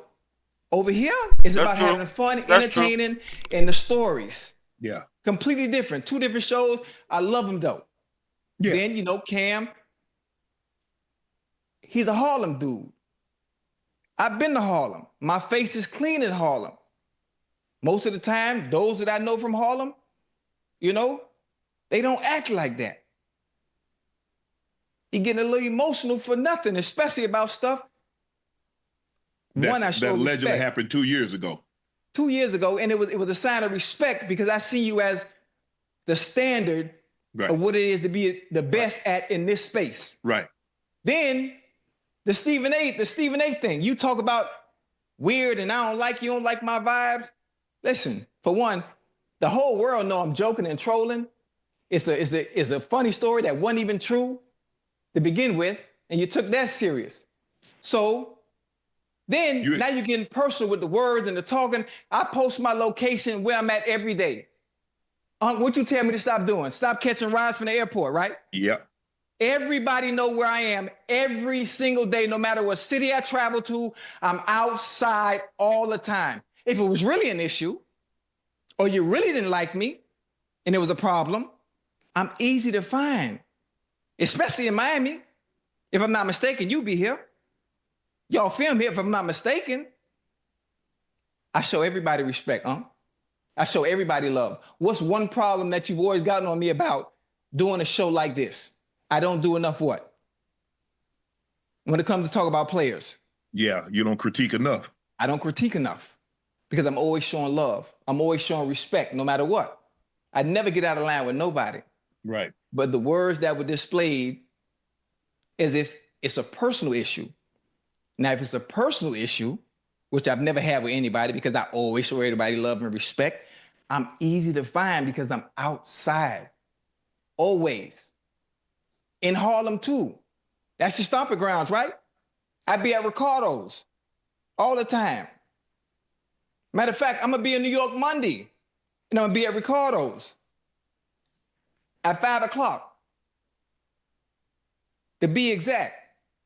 But it's always love. No, never disrespect. And that's it. And I love you. And I love you, unless you want to go another route. The way I look at it, Ocho, I think you explained too much. You did what you did. You don't represent yourself. Most people, that's why you hire representation. I don't think if Cam you didn't want needed to speak on that. representation, you could have done it on yourself, and yeah, you could save 3, 5, 10%. But you chose to have a representative that funnels everything through. I reached out to Doug because I knew Doug was your representative. I didn't reach out to you first. I reached out to Doug. I said, "Hey man, what's up with Ocho? Where I want to run something by Ocho. Funny, Ocho in town. Hey, can we meet at the Palm and such and such a time?" You showed up. I made the pitch to you. You say, "Uncle, I'm good." I said, "Well, listen, don't even worry about the money. I trust you." So that's how we handle that. I don't, like I said, look, people like, man, you don't, I said, bro, y'all got to know when Ocho's serious and y'all got to know when Ocho joking. Y'all don't seem to know which is which. So that's on y'all. I know when he's joking. I know when he's being serious. But for me, Ocho, and we had this conversation, and you hit me up yesterday. I said, for me, I just let it rock. Yeah. I felt just then you explained too much. Yeah. But listen, sometimes you got to clear the air, right? You got to clear the air because then you have an issue, right? Well, he could have called you, Ocho. If that was the case, if he had an issy with you, he could have reached out the phone and he could have called you. That's how I know it wasn't an issue. It wasn't no issue for real. You have a show to do. He has a show to do. He has a show to do, and I understand that. But the disrespect, you don't have to like me. I don't care about that part. Get in line. It's a lot of them. Right. But the disrespect like that, and then you got the wrong people hearing it, and it's ruffling feathers, it really shouldn't be ruffling because I don't move like that. Never have. This episode of Nightcap is brought to you by Cologuard. If y'all don't know what he's talking about, I'm gonna show y'all. A non. Oh shit.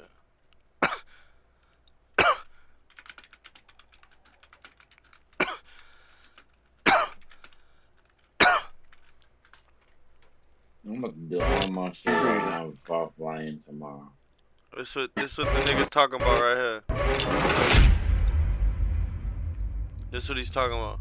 So it's still football related, but we're switching gears just a little bit because Ocho Cinco had opened up to Stephen A. about his enhancement surgery. So he was telling a story about how he was told to go deeper, but was already all the way in, and he ran out of his tool. So he said he had to get surgery, and since then he has been good. So the question is, just men in general, should they be judged for having surgical enhancements to feel better about themselves? First of all, he could have kept that to himself. I'm gonna let Cam answer that first. Freaky ass niggas need to keep their ass inside, man. You know what I'm saying? This is what they need to do, man. Fuck is you telling another grown man about you getting your tool piece a little bigger, man? I don't really fuck with Chad Ochocinco, to be totally honest with you. He alright, but at the end of the day, when we started the show, the nigga was hating from the very beginning. We started the show, we was doing very well, it was very successful. We didn't have no deal, no sponsors or nothing. We was doing this off the muscle. He comes out of nowhere talking about, yeah, I'm gonna get myself back together and I'm taking Cam's spot. Why the fuck you gotta take my spot, nigga? Fuck is you talking about? You been a football player your whole life, nigga. Now because I'm doing sports, you come and take my spot. And at that particular time, we had only been doing the show about 2.5 months, 3 months. But that's how much of an impact that I had that bitch ass nigga felt threatened. You know what I'm saying? Damn. Then after that, we try to call him. Shout out to my nigga Bub. My nigga Bub knows some niggas he know. I tried to give him a job. He like, yo, talk to my agent. I said, I'm talking to you now. What the I don't do business like that. I talk to my agent. See, you so dumb you can't even speak for yourself, stupid motherfucker. I tried to offer you more paper than you probably get now. Ask Mark Jackson how he got paid. Ask Mike Irvin how much he got paid. Ask them niggas if they was living lovely off the checks me and Murder would send them niggas. Ask them. I bet you ain't getting paid the money that Mark Jackson and Mike Irvin got paid working with us. I don't know this for a fact, but ask Mike Irvin and ask Mark Jackson if they get paid lovely. And if I threaten niggas like you, this is why you going to do the shit you doing. Fucking telling Stephen A about getting your piece bigger? Yo, I don't like you, nigga. I don't like you. I don't like your con. Your whole style is bitch made, nigga, and I don't fuck with you. Try to give you a job, and then you go and suck the nigga Shannon off. Ooh, Shannon, why you go suck him off? For what? Pause. I came to you first. Oh, my agent handles anything. You dumb motherfucker. Your agent probably robbing you. Probably not as much well off as as niggas think you are. And if you still need a job, I ain't hiring no more. You better hope the nigga Shannon keep you with him, nigga. I don't like you hating on me for no motherfucking reason from the jump. Fuck you. Damn. Wow. What a statement. Any further thoughts? Oh man. Well, I knew Cam had something to say, but I didn't know he had that much to say. I didn't even know what I seen it on the topic, but I didn't know what he was talking about. You said the interview. I didn't know that. Tell me what's going on again, because I didn't really understand. It sounded crazy. Yeah, I mean, he got a surgical enhancement. He said it took 15 minutes, about $8,000. Went from 3 to 11 inches because he ran out, and now he doesn't run out anymore. So I was just like, super duper pause. 3 inches pause. Yeah. Yo, you making that up? Yeah, it's not even a quote. Like, it was said directly from his mouth to Stephen A. And Stephen A. was like, I didn't ask that. Yeah, exactly. Stephen A. was TMI for Stephen A. Fuck is it? Nobody listen. Nobody want to talk about it. Yeah, listen. At the end of the day, that's a fact. What the fuck? For you to even feel comfortable having this conversation is crazy. You probably got a BBL, nasty ass. Fucking shit. Probably wear a waist trainer. Oh shit. Get his eyebrows done and all that, man. You one of them niggas. BBL. I'm gonna let him do what he gotta do. I don't know. Just that. Is it a BDL now? Hey, yo, pause. Oh shit. Oh, forgive me.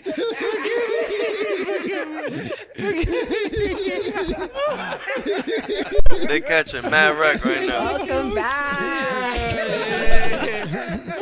Yeah, I guess that's what you would call it. To each their own. Good luck to him. You can't really get good luck from that. I don't know. You got to handle that yourself. Oh, man. Okay. Yeah, that nigga, wild out. Yeah, he wild out.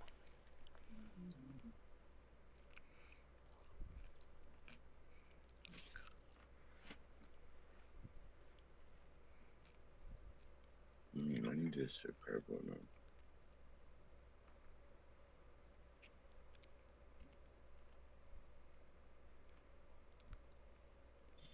This is a black thing.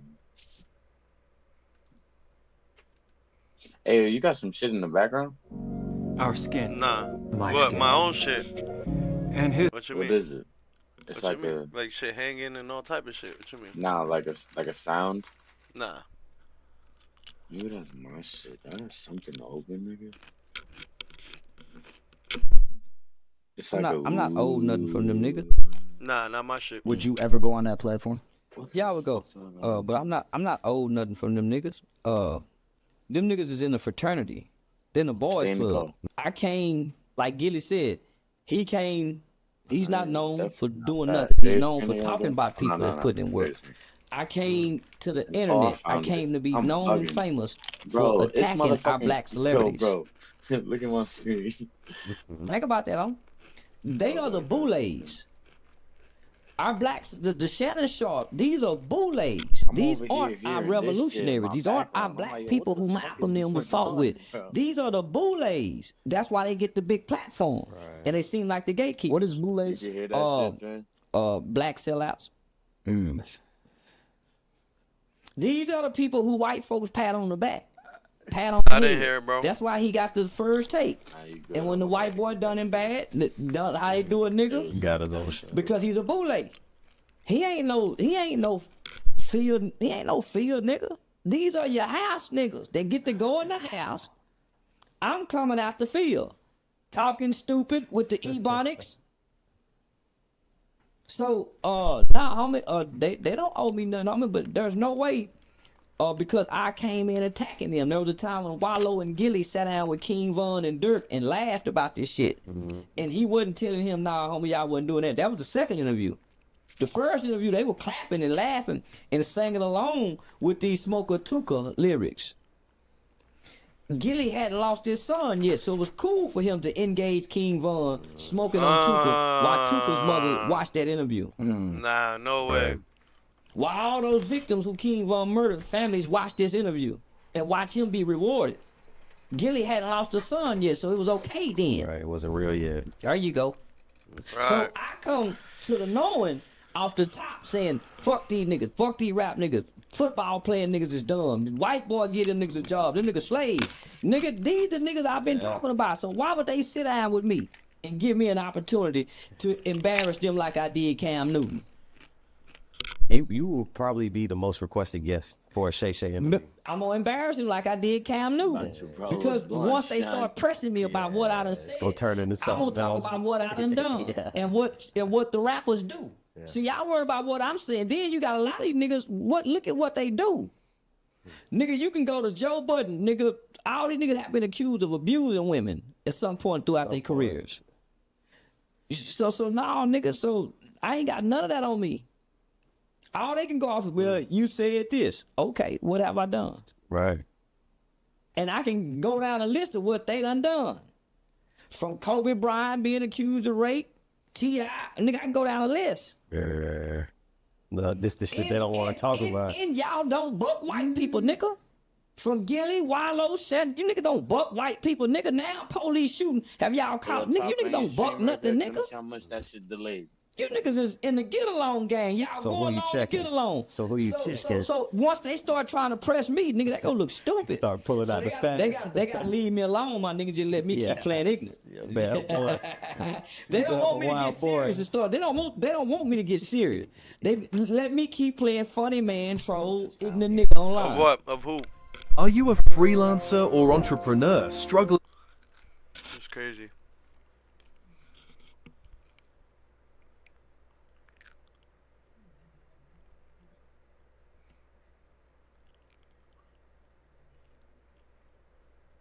Damn, I remember this video. Shout out to that lady.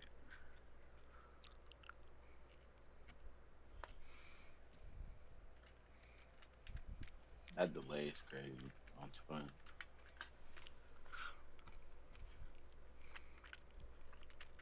What, from here to the live? Yeah. That's good.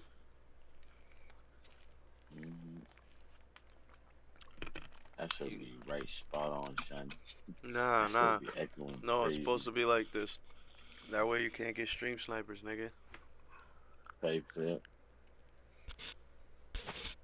I hate when I'm screaming and I'm fucking fighting niggas, bro.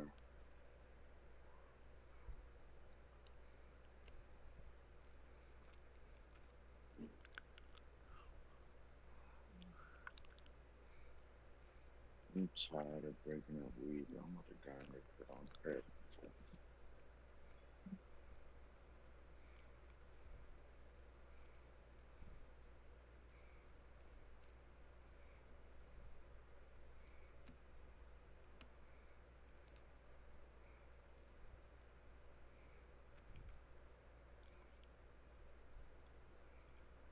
Yeah. That's crazy. I used to live in St. Pete. That's crazy. That shit looks scary. Shit looks scary.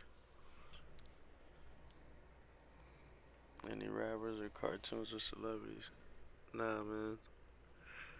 Serious fuck about shooting off because dude cut him off in traffic. Amazing how bro so. Sweet, man. Fuck that, nigga. I'm up to just taking my desk and all that. Daniel O'Neil is a YouTuber from the UK with a channel called English Woodsman, where he's been uploading videos of his wild camping, stealth camping, and woodland camping trips in the UK for almost 10 years. Most of the channel's videos feature Daniel reviewing camping gear for his viewers and showing footage of his adventures in the great outdoors. That's fire. For the most part, they're pretty tame, but in August 2023, he uploaded a video of his camping trip in the woodlands close to his home, and fire. the footage is pretty disturbing. The first part of the video pretty much just shows Traveling Daniel walking through the and all woods that and shit, talking to his fire. subscribers, eating berries, and pointing out the sights on the way to the campsite. At several points along the way, he pauses to mention the footprints and garbage he sees lying on the trail, indicating other people had been there in the last few days. Someone's been here. There's a lot of rubbish around here.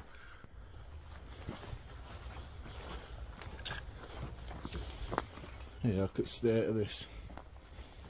Does get used, doesn't it? After about a 20-minute walk, he sits down at a clearing where he plans to set up camp for the night and leans back on a tree to eat his noodles as he talks to the camera. It's not until around 25 minutes into the video that things start to get seriously disturbing for Daniel. I'm going to be out Friday night, but I'm going away Saturday, so I've got a bit of a drive as well, so I didn't want to be tired. And it's going to throw it down Friday night as well. And rain camping is really good.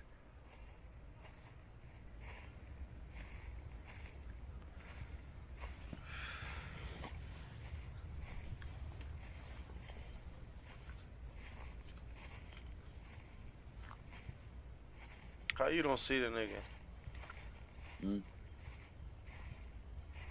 You saw what, son? You see a nigga? Nah, in the game, in the video, bro. My fault. woods, you see a nigga? You know what I'm saying? How he don't see him? I don't see that nigga. Me neither. Right? No, there's nobody there, you know? Even though some Right, pretty how you don't see human-like nobody? footsteps could be heard right behind Daniel, as soon as he turns around to scan his environment, there's nobody in sight. What's most disturbing is that as soon as he turned around and yelled hello, the footsteps immediately stopped. For the next few minutes, he sits down and tries to regain his composure as he sips his coffee and eats his noodles, but things only continue to get even more creepy as the sun begins to set.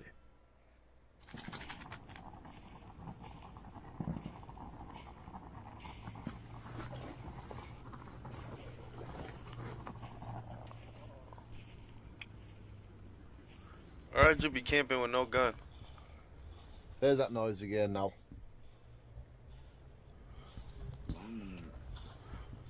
Hello?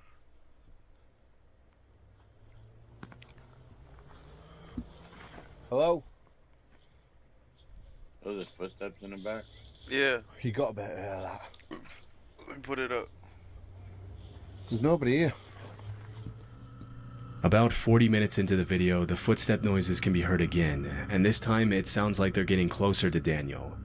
By this point, most people would have hightailed it out of there without any hesitation, but Daniel decides to sit back down to finish his dinner as he tries to calm his nerves for the second time.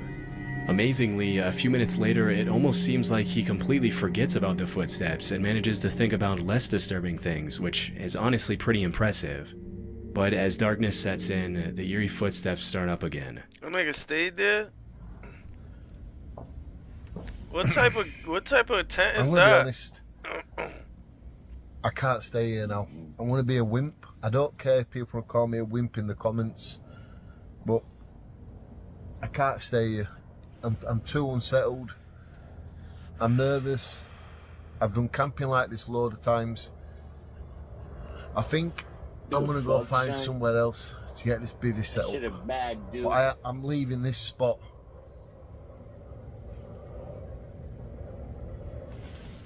Understandably, after this third incident, Daniel decides to head somewhere else for the night to play it safe. It's hard to know what exactly was making those sounds, but because they sounded very similar to human footsteps, it's possible that Daniel was being stalked by someone in the woods. This is obviously incredibly dangerous, as you can never really trust someone's intentions when you're in such a vulnerable position, all by yourself in unknown territory. Nigga don't even got It was his either tent. that or an animal walking through the grass, but because Daniel mentioned the grass was a little wet and wouldn't have made that dry sound if an animal stepped on it, this is pretty unlikely. Also, many people in the comments mentioned that no animal walks that uniform and steady. They stop, go, and change pace constantly. Either way, it's a good thing he decided to leave, because who knows what could have happened to Daniel that night. One of the most annoying things to me is spam texts and phone calls. You would actually be surprised by the amount of times I get interrupted recording these videos by phone calls from for anyone who enjoys spending time in nature. But over the past few years, there's been a pretty alarming trend on the rise, with random people setting up wires on trees at just about head height in an effort to seriously injure bikers on the trail. In 2019, a post describing this terrifying trend was uploaded to Facebook. And disturbingly, the uploader mentioned that one of his high school friends had lost his life as a result of running into a similar wire on a trail. Immediately, people jumped into the comments to point out how incredibly messed up it would be to do something like this, and how this kind of evil needs to be categorized as attempted murder if the suspects are ever caught. A couple of years before that post was made, in 2017, two motorbike riders uploaded a video to YouTube of their encounter with a similar wire, and although nothing happened to them, it was a very close call.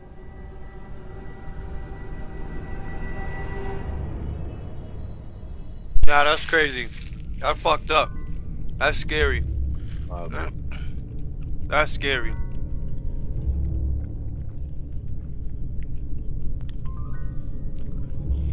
Nah, that's scary. That's fucked up. When these wires are set up off-trail, it can be hard to tell whether they were placed there out of malice or if a random camper or farmer placed the wires there to hang up clothes or something similar. Nah, that's not to hang up But clothes. in cases like these where the wires are specifically placed on the trail, there's really only one reason people would do that, and that's to bring serious harm to bikers for some reason. Possibly they're annoyed with the constant loud sound of the bikes near their property or something else. I hope it But didn't get hopefully hurt. more measures can be taken in the future to prevent more people from getting hurt, especially scary. because it's not uncommon to hear about motorbikers and snowmobilers losing their lives over this kind of stuff. That's fucked up. This audio was uploaded to YouTube by a user named ForestFire21. He recorded it around 2 AM in December 2014. The uploader lives in a forest, and he mentioned that the noises in the audio were coming from deep in the woods behind his house. Jimmy Lowe. Hey, yo, son, it's Jimmy Lowe on the block, you heard?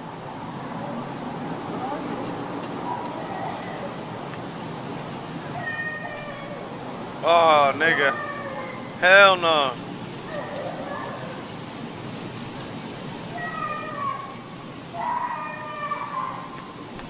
Nah, nigga. Hell no. That's scary. Hell no. It's hard to make out what the child is yelling, but She's after saying listening daddy, closely, nigga. several users jumped in the comments to point out that you can also hear an adult voice yelling, "Where are you?" In addition to the young female voice making most of the noise, this quieter, more subtle male voice that can also be heard in the audio only makes the whole incident that much more disturbing. Near the end of the video, the uploader mentions that after that night, he checked the news every day to see if he could find some explanation for the screams, but he never did. The fact that the screaming was captured at around 2 a.m. in the freezing cold weather and in the middle of the woods indicates that the uploader could have genuinely recorded something pretty sinister taking place that night. It's hard to tell why the uploader would record and upload the audio instead of immediately calling the police after hearing a female voice in such obvious distress, but at this point there's not much that can be done about it. And who knows, maybe the uploader did call the police. Hell no, nigga, that's There wasn't scary. much context given in the video's description. We can only hope that whatever problem happened that night was eventually solved, but based on the shrillness of the screams and the strangeness of the whole situation, we probably won't ever be able to know for sure. That's scary, bro. That Lisa was is a creepy. life coach and YouTuber who often uploads videos of what it's like living in her van and traveling the country on her own. One afternoon in 2022, Lisa had parked her van on the side of the road and left the side door of her van open while she cooked her dinner inside, when suddenly a sketchy-looking guy approached her, poked his head in her van without her permission, and started asking her some pretty bizarre questions in French, a language Lisa doesn't speak. When she mentioned she didn't understand what he was saying, he pulled out a translator app to try to communicate with her, which obviously made her pretty uncomfortable, especially since she wasn't interested in talking to him in the first place after he invaded her personal space. After watching the guy struggle to use Google Translate for a few minutes, Lisa decided she'd had enough and shut the side door in his face, also closing the curtain to make sure the guy got the hint. Strangely, for over half an hour, the guy then stood outside in the rain and tinkered with the translator app to try to communicate Why with not Lisa, just turn on even your after truck she and made leave? it more than obvious that she wanted nothing to do with him. Why wouldn't she just leave? She should have just left.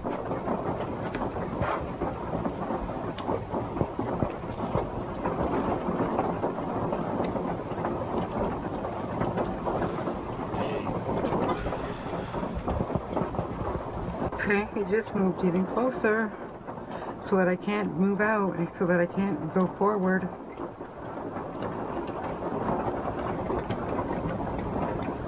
Should have been left. Please leave. Please leave, you sketchy person. Please leave.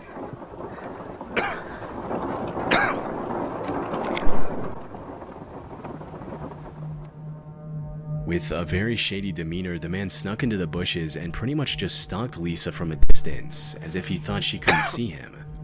As the sun began to set, Lisa kept an eye on the guy outside to make sure he didn't try to get close to her again, but the man just kept on bringing his car closer to her van and blocking her exit in different ways for more than half an hour. People Really be crazy. Freak me out. It's been like a half an hour and he just keeps on moving his vehicle so he can see in my van here. And anyways, it's 7 o'clock, 7 p.m. Fortunately, just as darkness had begun to set in, a family in an RV pulled up right behind Lisa and spent the night in the same parking lot as her, which comforted her enough to stay there the entire evening. Disturbingly, the guy left soon after the other family arrived, but came back about 3 hours later in the dead of night to check if Lisa was still there. When he saw the other family in the RV was also still in the parking lot, he left and didn't come back. The next morning, Lisa left early and never saw the guy again. It's hard to tell what the guy's exact intentions were, but based on his overall sketchy demeanor and questionable behavior, they couldn't have been anything good. The one thing we can be sure about is that it's a good thing the other family in the RV arrived at the parking lot when they did. Otherwise, who knows what the man would have done to Lisa. She should have warned them. She should have warned the other family, like, yo, there's In a May weirdo. 2014, an Imager user uploaded a blog post where he talked about the time he went to visit a friend in northern Germany. Wow, According to the uploader, his friend told him about these pipes that he had found in the woods near his house that stuck up out of the ground like periscopes. Apparently, his friend and his siblings played near the pipes as kids and knew that there were bunkers hidden below them, but their parents never allowed them to get near them out of concern for their safety. During the visit narrated in the blog post, the uploader and his friend decided to check out the pipes and finally go down into the bunkers that they never had permission to explore when they were younger, and they found some pretty disturbing stuff. A few hundred feet away from the trees, they found the entrance to the bunker covered with a loosely placed piece of wood that they easily removed with a crowbar. Once inside, all they could see were these long, seemingly endless, hospital-like hallways that extended for thousands of feet under the woods. Nah, that's crazy. As they ventured further and further into the maze of tunnels, they found graffiti on some of the walls, indicating they weren't the first people to get the idea to explore the underground bunkers. To the explorers' horror, one of the walls deep inside the tunnels had the word "help" in German graffitied all over it. It's possible that it was just sprayed on there by another group of teens trying to be funny, but the eerie nature of the bunker coupled with the general state of disarray really makes you wonder if something more sinister took place down there at some point, possibly even written by German soldiers in the later parts of World War II. As they traveled deeper into the bunker, they found some more disturbing graffiti, with one of the eeriest messages reading, "Hello Satan, I love you." Obviously, that's not the kind of message you want to see in a tunnel system like this, but the two friends decided to keep on exploring anyway. After several hours down in the bunker, they ended up finding tons of more twisting, winding hallways, flooded rooms with old machines, and dark, narrow corridors that reached dead ends, but nothing more disturbing than the graffiti they had found a few hours earlier. The explorers managed to make it out of there safely and didn't go back there again. In the summer of 2016, reports started surfacing that people were finding dangerous booby traps along a very well-known hiking trail in the High Mountain Park Preserve in Wayne, New Jersey. As per the police reports, the traps mostly consisted of boards with nails sticking out of them, barbed wire, broken bottles placed along the trails behind or near rocks or logs, and other treacherous materials. It's crazy. As more and more complaints started coming in, police warned people to keep an eye out for the traps and even organized cleanup efforts to keep hikers safe during their treks. What's most disturbing is that these traps were clearly placed there to hurt people, as there's really no other reason to put nails and barbed wire on the ground in the middle of such a popular hiking trail. The fact that someone would take the time to get out on the trail, build a booby trap in such detail, and place it there with the intention to do harm to other people and their pets is honestly pretty messed up, but it didn't take the cops too long to make an educated guess as to who was behind the whole thing. Although they never found the individual suspects responsible for placing the traps on the trail, the sheriff's department determined that the traps had probably something to do with the feud between hikers and bikers who had been fighting over use of the trail for decades.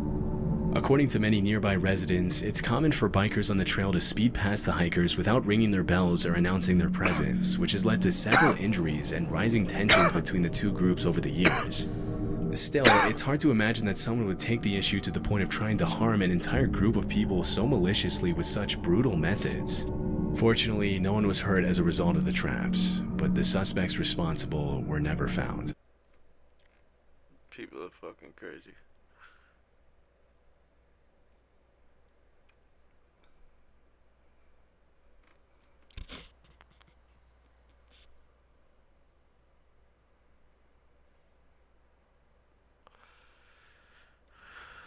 I'm trying to make it a channel name. In this video, you're going to see some seriously scary videos that are trending right now. Leonidas de Monterrey is a TikToker from Mexico who frequently shares creepy and unsettling clips to the platform. The description on this video says that it's 10 years old and that it was captured by someone at their friend's surprise birthday party. The description goes on to also say that it was only recently that the person noticed something creepy in the video. Watch the clip closely and see if you can spot it.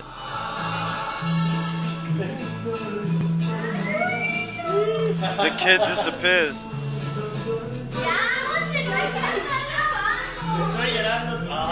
Behind the woman, there's a young child. If you watch closely, they seem to be acting rather strangely. It then looks like the child begins to walk up the stairs.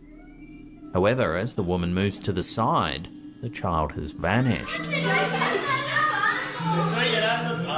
While some might argue that the child's movement was simply obscured behind the woman as she moved as well, there's one small detail that the description Where's the mentions. shadow? There were no children at the birthday party. So does this clip really show the ghost of a child caught on camera? In Latin American folklore, there's a paranormal entity known as El Silbón, or the Whistler, a chilling figure that, according to legend, was once a young boy who killed his father after being punished for demanding deer entrails for dinner. His grandfather cursed him, and he now wanders the plains as a ghost. Could this be an eerie manifestation of El Silbón, or another spectral entity from Latin American folklore? Let me know what you think's been caught on camera here in the comments down below.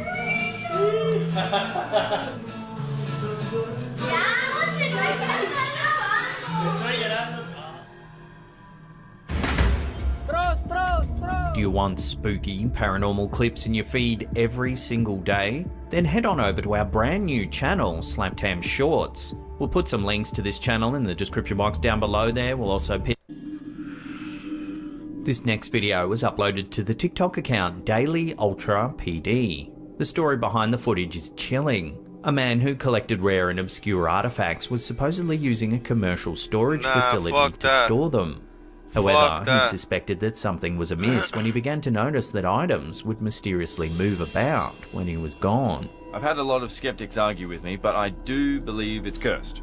And you'll see why in just a moment. Along with this, several employees also began to complain that they could hear strange noises coming from the unit.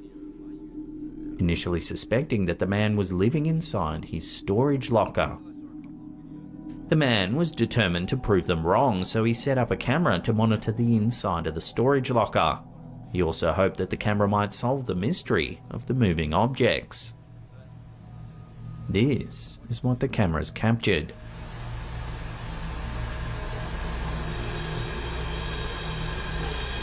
Oh shit, hell no. An antique monkey doll can be seen slowly moving its head. Hell no. It then stands upright. Hell no. Hell fucking no. Hell It then turns no. its head as if Hell no. stands upright. Oh shit, fuck. What the fuck? It then turns its head as if staring directly into the camera. Does so for a second or two before suddenly going limp. Oh shit. Fuck that. I'm While out! The footage is certainly chilling. At least the man has solved the mystery of the moving object and can also prove to the staff that he's not making the noises in the middle of the night. Although now, the staff probably wish it was him. I would just pay for the unit and keep that shit in there and keep the camera rolling. See what else it does. What the fuck? Doorbell cameras often capture some pretty strange and creepy things. From porch thieves to stray animals and everything in between. In this video, uploaded to TikTok by user MSSondra35, we see something super strange indeed. Just what exactly it is up for debate, however. Take a look. Nah, what the fuck is that? What the fuck was that?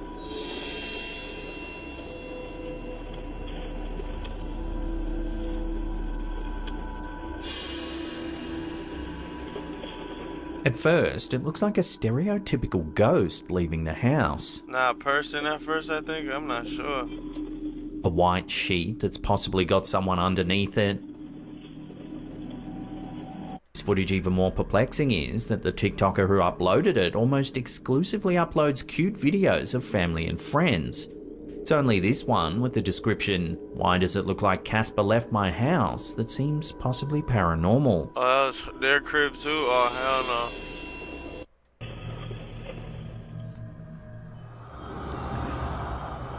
Animals are often thought to possess a kind of sixth sense when it comes to the paranormal.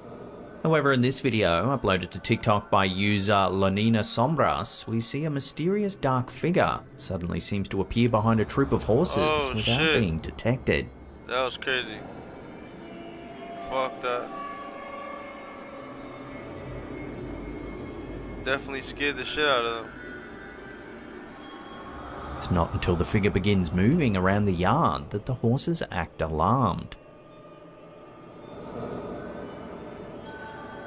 They suddenly head towards the gate, with some even trampling over to escape the situation. That bitch voice changer, son.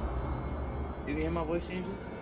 Many viewers agreed in the comment section that they thought the dark figure was the Saci, a mischievous and iconic figure in Brazilian folklore known for his playful and often troublesome antics.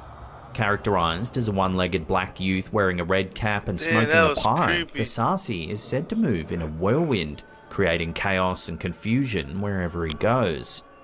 He's known for hiding objects, scaring animals, and playing tricks on people, but can be captured by throwing a sieve over the whirlwind. Taking his red cap will also grant the captor a wish. Like a duende. While the quality of the footage is admittedly pretty bad, it's hard to know for sure what's just been caught on camera in this video. If it is indeed a Saci, what would you wish for if you're able to grab his little red cap? Let me know your wishes. Take a look at this chilling image. Oh, there's something right here. It was uploaded to Facebook by a user named Satish. Something right Taken here. in 2006 with a popular digital camera of the time, the photograph captures what seems to be a ghostly figure in a white dress, standing solemnly in a small old cemetery in southern Alabama. The poster notes that most of the pictures taken that night featured a piece of footage uploaded to the Paraworld TikTok account shows a girl bathing in front of a waterfall. Oh shit. However, watch carefully and see if you can spot anything eerie. Look at her hair gets flicked. You seen that? As the girl makes her way towards the camera, her hair moves as though being grabbed by some sort of invisible force. I peeped that. Take your breath away, right? I definitely peeped that. To make this event even creepier, the uploader notes that the waterfall where this video was captured is situated above a Native American burial ground. Unfortunately, apart from that, there's no other info. This video was uploaded to Facebook by user Rick Wade. In the clip, it seems as though he's been spooked by something and is panning the camera around the room. The uploader begins to focus his attention on a closet door that's partially open. The uploader then begins to sweep the camera back around the room towards the bed. That's when he captures something rather strange. Maybe something peeking through the door, maybe? Oh, something right there to the left. I know y'all saw that. Despite the fact that the uploader says he was all alone at the time of filming, there appears to be a blue material, possibly a dress, visible in the bottom left corner of the screen.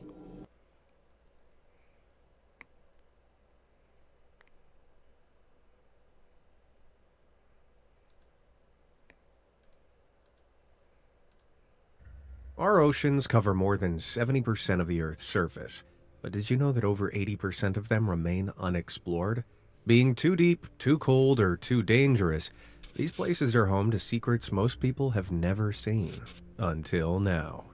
From really freaky fish to inexplicable objects, get your flippers and oxygen tank ready as we uncover the strangest things ever found in the deep sea. 80-foot-long size and status as the unsinkable ship, the Titanic has literally gone down in history as the world's most notorious shipwreck. Yet despite that, concrete evidence of the Titanic's fate wasn't discovered until 1985, 74 years after it hit an iceberg and sank. But fisherman Abel Frederico Nogueiras actually uncovered the Titanic's fate 8 years before the whole shipwreck was found. Back in 1976, in the middle of the Atlantic Ocean, he hauled up the net of his trawler and spotted something that didn't look like a fish. As he leaned in to get a better look, he was shocked to see an eyeless, lifeless face staring right back at him. But it wasn't human. It was a porcelain doll head.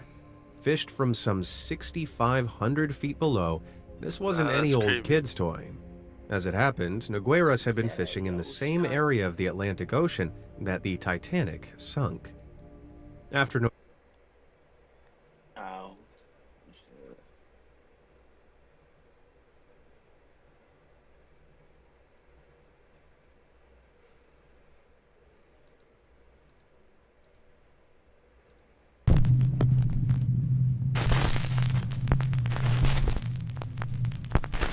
haunting ghosts caught on camera.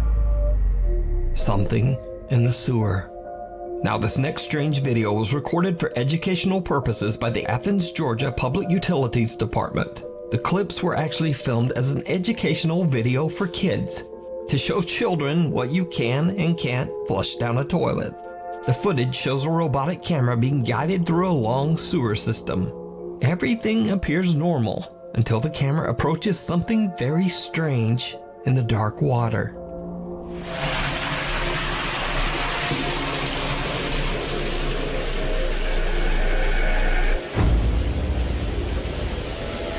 Something that almost looks like a small headless pale torso appears to be disturbed by the camera, and a creepy looking hand seems to reach out and attempt to grab at the lens. Now, I have no idea what this is, and neither does anyone at the Athens Public Utilities Department. They claim the footage is still under investigation.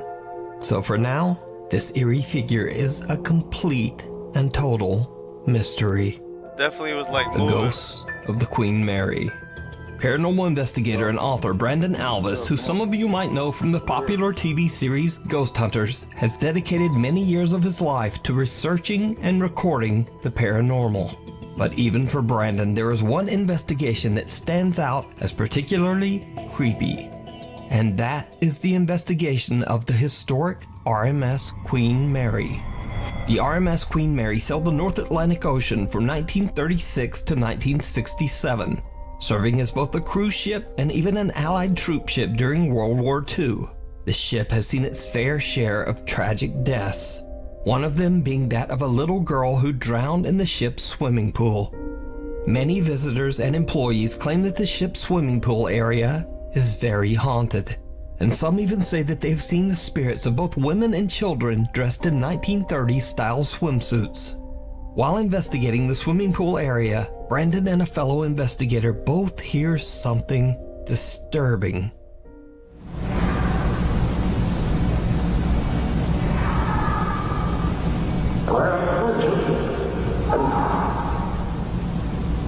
Come closer.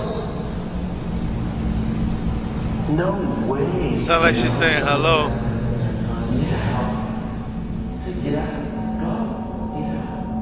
An unknown voice yells out from somewhere nearby.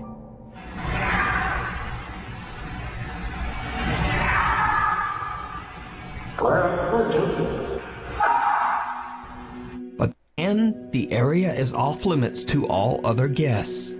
So what happens next is truly chilling.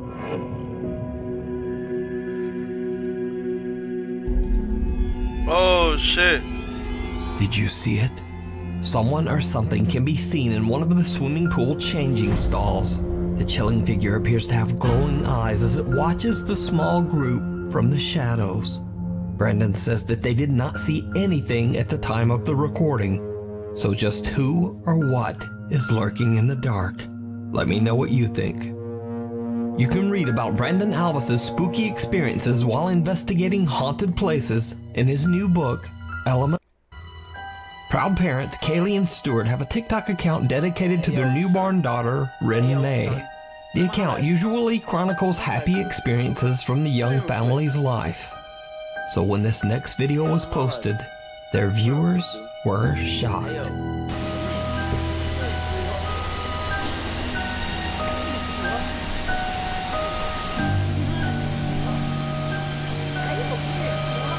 Oh shit.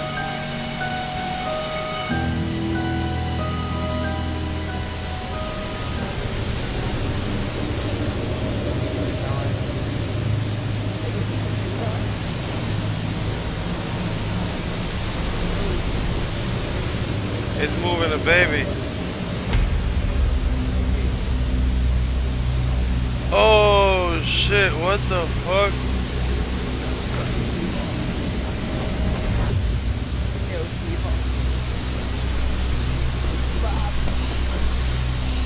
Oh shit. Night vision cameras first capture a bizarre unexplained shadow in the upper left corner of the room. I didn't even see that Then shadow. what seems like a creepy little hand can be seen clawing at little Ren May's crib mattress. The newborn sleeps right through it, But Dad Stewart hears a noise and wakes up. And just as Stewart looks over at the crib, the hand quickly disappears out of sight. Parents Kaylee and Stewart are very disturbed by the incident and say that they have no idea what they captured on camera. Haunted by the past. Paranormal investigator Alex from the YouTube channel Hunting the Unknown is joined by his friend Tony as they set out to investigate the allegedly haunted Knowlton Church in Dorset, England. The ancient church has been left in ruins, sitting in an empty field. However, this wasn't always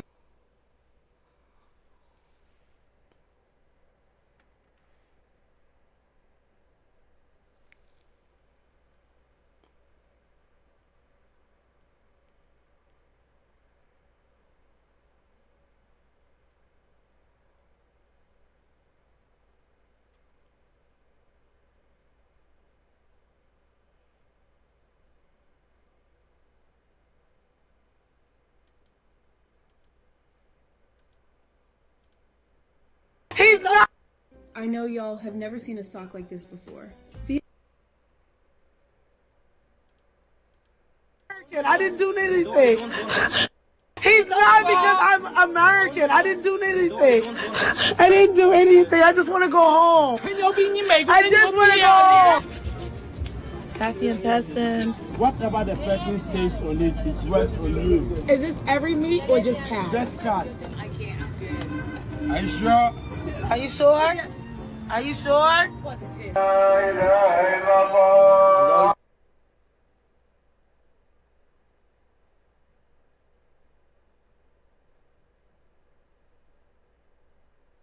So if you like to drink. Damn. Stick it. Jamaica, man. Call the police on us. Ma'am, we can be respectful and cordial. Okay, so I went to call the police.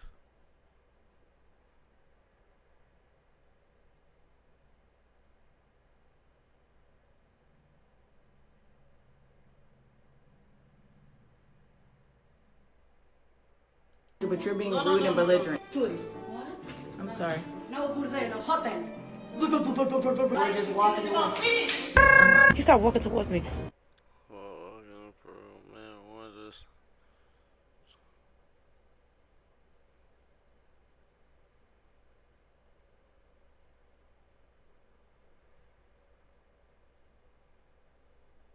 Oh, this dangerous city. The man like came up to us with his hands behind his back, like talking about you could get robbed. But then the police officers who was standing right behind us, they happened to be driving past, and he told us to run away. If you're a YouTuber, that's crazy.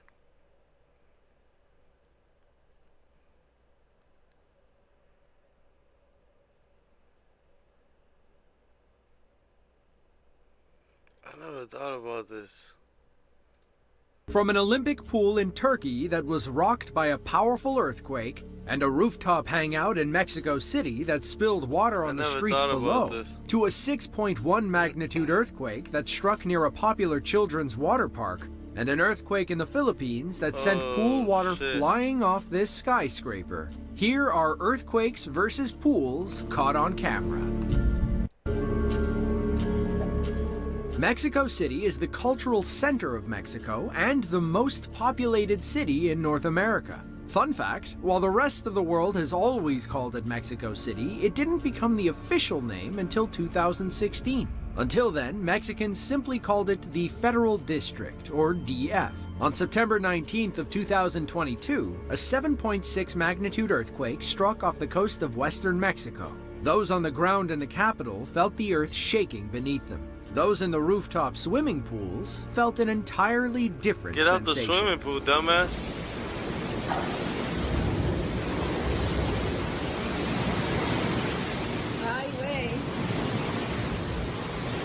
Get out the swimming pool, bro.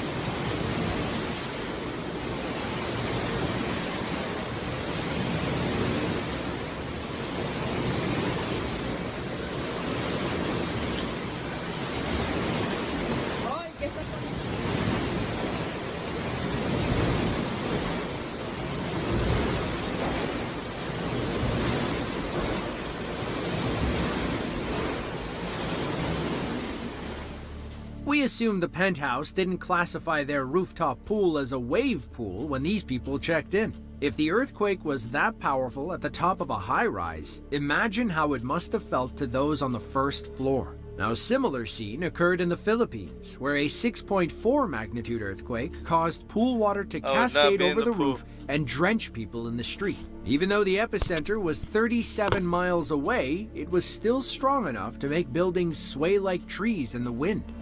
Wow. Wow, imagine all those people getting wet.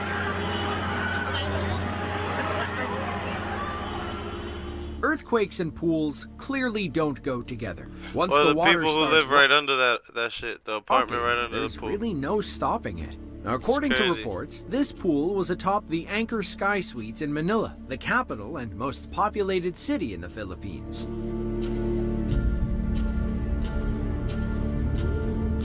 Hey, at least on it was April stood. 25th of 2015, a powerful 7.8 magnitude earthquake struck east of the Gorkha district in central Nepal. The epicenter was about 53 miles northwest of the Nepali capital of Kathmandu. It was also the worst natural disaster to strike the region since the Nepal-Bihar earthquake in 1934. Before the quake, a local Kathmandu family was preparing to enjoy their day by the pool. Then, right around noon, the earthquake struck, sending everyone into a panic. A man strolls by as everything seems calm and cozy at home. Then, the flowers begin shaking. Two people run outside moments before all hell breaks loose. The water in the pool spins in a violent clockwise nice backyard. circle, but keep your eye on the fence behind it. Out of nowhere, their neighbor crashes through the fence like the Kool-Aid Man and falls into the whirlpool. He takes a massive wave to the face before stumbling out and running across the yard. By the time it calms down, half the pool is empty and the yard is totally flooded. Elsewhere in Nepal, some local kids were playing in the public pool when the earthquake struck.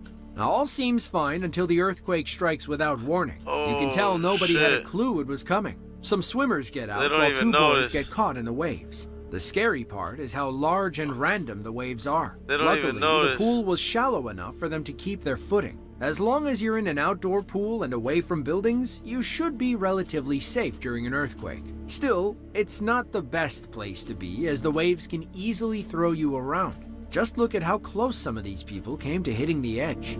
That's what I was thinking about. City like Kathmandu, Nepal. Between apartments, hotels, and people's backyards, everyone loves a when the earthquake spoiled their day.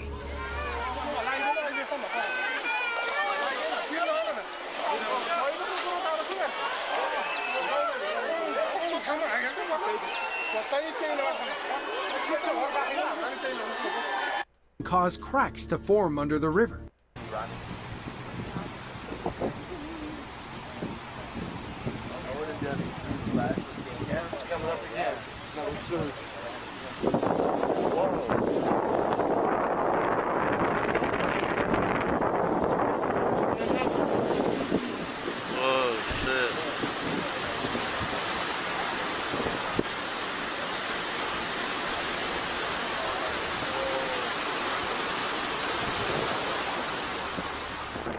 That wasn't a trick of the eye. Although hard to see, the earthquake caused the two earthquakes struck near Mabini. One was a 5.6 magnitude, while the other was a 6.0. If you were wondering what earthquakes look like underwater, you're about to find out. Damn, you could just hear the pressure. It's crazy.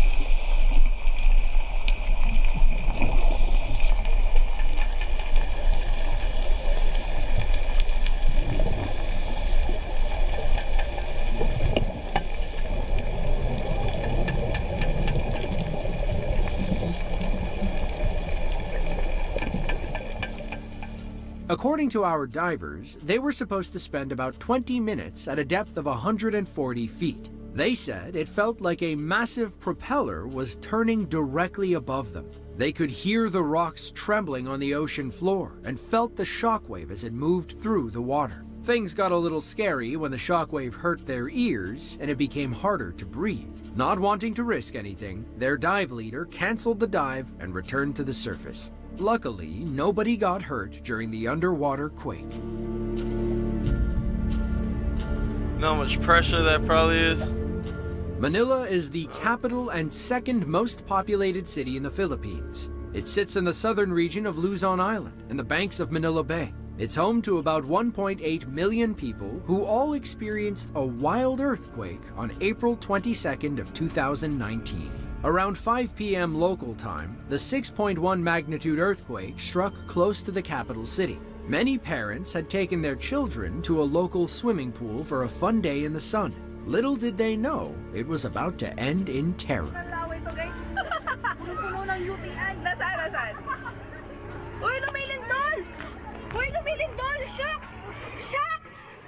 Oh my gosh! Oh my gosh! Gosh! Mamos! Gosh! Oy! Tayo na kayo! Oh! MG! Jeju! Oy! Jake! Inang! Tang inis! Sabi ko na nga namilin doon! Okay lang kayo? Oh my gosh! Oh my gosh! Oh my gosh! Frantic parents pulled their kids.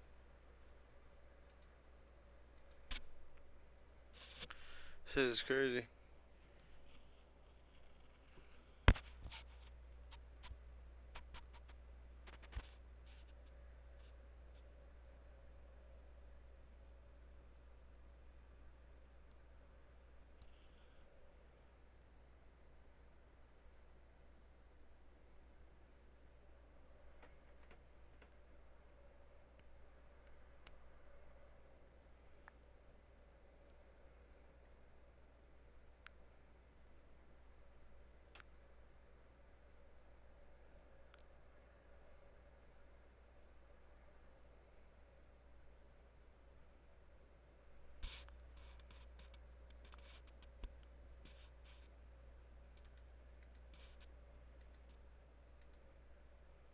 Hi, I'm Jane Fonda. I'm Lily Tomlin. Jane Fonda, we don't give a fuck. And I'm also 00. Is that right? 500,000. Go to the withdrawal address. Yeah, that looks right. Address. Let me see the part. Okay, now, Chris. Now withdraw. It says, Let me see that. Go to the withdrawal address. withdrawal Let me see. to No, hold on. Wait. my son Chris. Wait. Let me confirm the address. Wait, that is not my address. Wait. And then, Wait. Cancel it. let's see. Cancel it. Let her rip, honey. Let's get this going. Okay, hold on. Cancel it. Don't click. Cancel it. Cancel. Okay, it says withdrawal successfully submitted. Go back to the... Hey, did we do it? Can I see it? Hold on. Let me check it if it comes here. Oh, thank you, Chris. I think we got it. Hold on, I'm gonna call you back shortly. Why? What's wrong? What is he checking to see if it's in his wallet? It's the wrong wallet. I feel like he kind of knows, but he only half knows. Who gave you an address that you added first? I don't remember. You have sent the coin to the person, not me, because I told you this. Don't send anything to anybody. Keep quiet and follow my instructions, but you cannot wait. You keep on stopping us and doing everything useless. I'm trying to do it. And send me money. Why did you send it to somebody? Am I the owner of the wallet address that you send it to? You went ahead and get a on somebody else. I told you what to do. You're gonna keep on doing rubbish. I'm no more gonna be your son anymore. I'm done with all this rubbish. What? I told you what to do. You keep on doing everything that you both are two fools. Why can't you just listen up to me all the time? You keep on messing everything up. I'm trying. CFI is recognized by a lot of tight. businesses now. It's one of the best ways.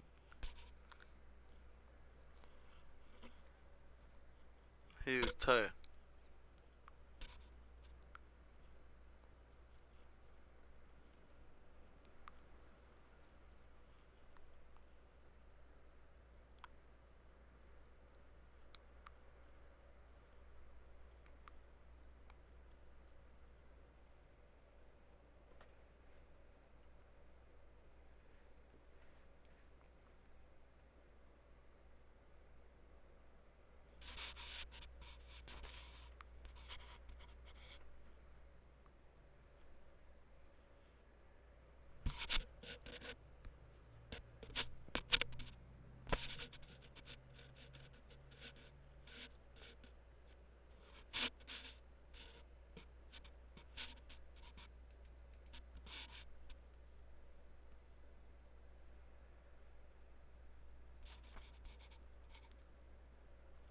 Nigga punched the baby in the face during the fight.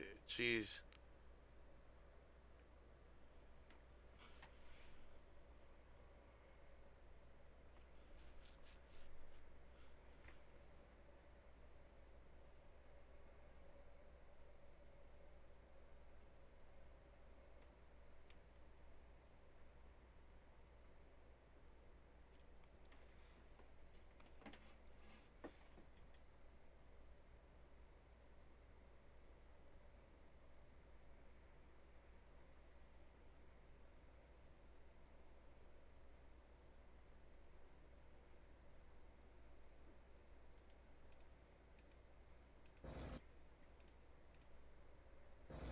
So that shit that happened with me and Dude last night, that was personal, homie. That was street shit, man. So my nigga, miss me with all that fanned out ass shit, my nigga. All you niggas that got opinions, you niggas never even had 50,000 a day in your life. You niggas never had 50 bands to even know how it feel for a nigga to run off with your motherfucking 50 band. So nigga, miss me with all that pussy ass shit. Nigga like, oh, he hating on G. Oh, he must be broke. Broke? Pussy nigga, do I look like I'm fucking broke, nigga? Let's set the record straight, nigga. Do I look like I'm fucking broke, nigga? Do I look like I'm fucking broke? Huh? Fuck is I'm broke? What the fuck is I'm hating on a nigga about? Get your motherfucking, get your nigga, pussy nigga. Check this out, man. All that lame shit, my nigga. I'm a real street nigga. You know what it is, man. Any nigga that know me, they know I'm a real street nigga. Know I served 17 in the pen and made it out that bitch without a scar on my face, nigga. Straight up, nigga. This what the fuck we smoking on tonight, nigga.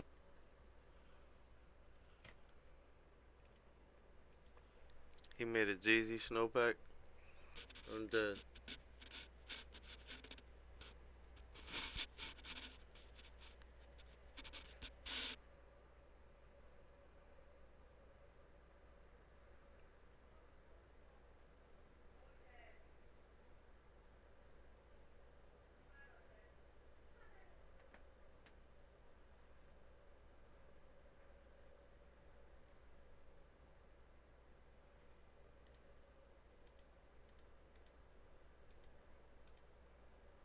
If you're a YouTuber and you want to save hours managing your library, you need TubeBuddy. Come check out how you can edit your end screen.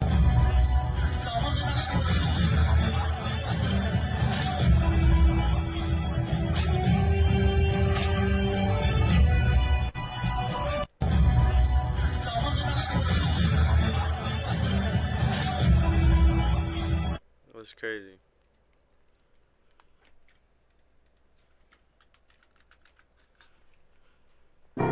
On this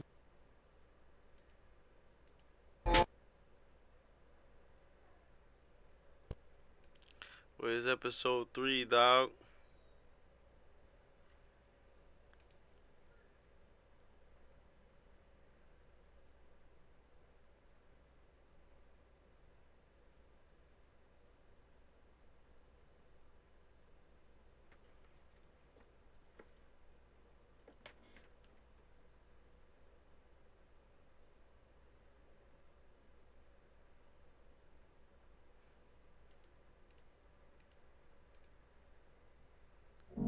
Our skin. My skin. And his skin. My skin. Yeah, what about there's any animals in that box? I don't know what it is, it's a snake or something. I don't want to touch any of that. And it's moving. Hold on. This is really weird. Does it say King Vaughn?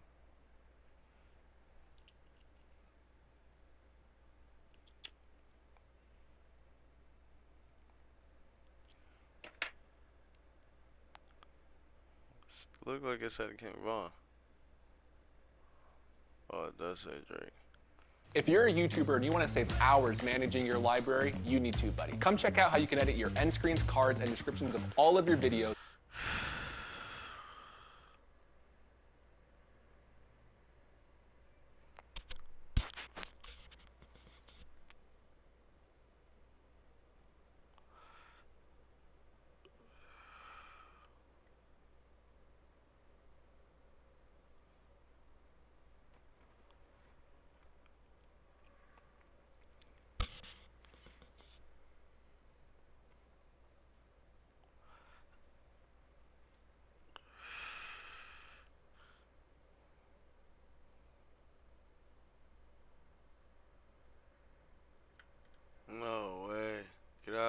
stop it.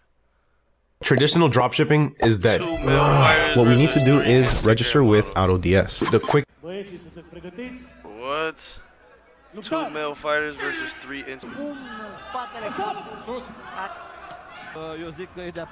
Oh shit. Decizia aparține colțului albastru. Nah, that was crazy. Nigga kicked Shorty in the stomach, gang. Jeez.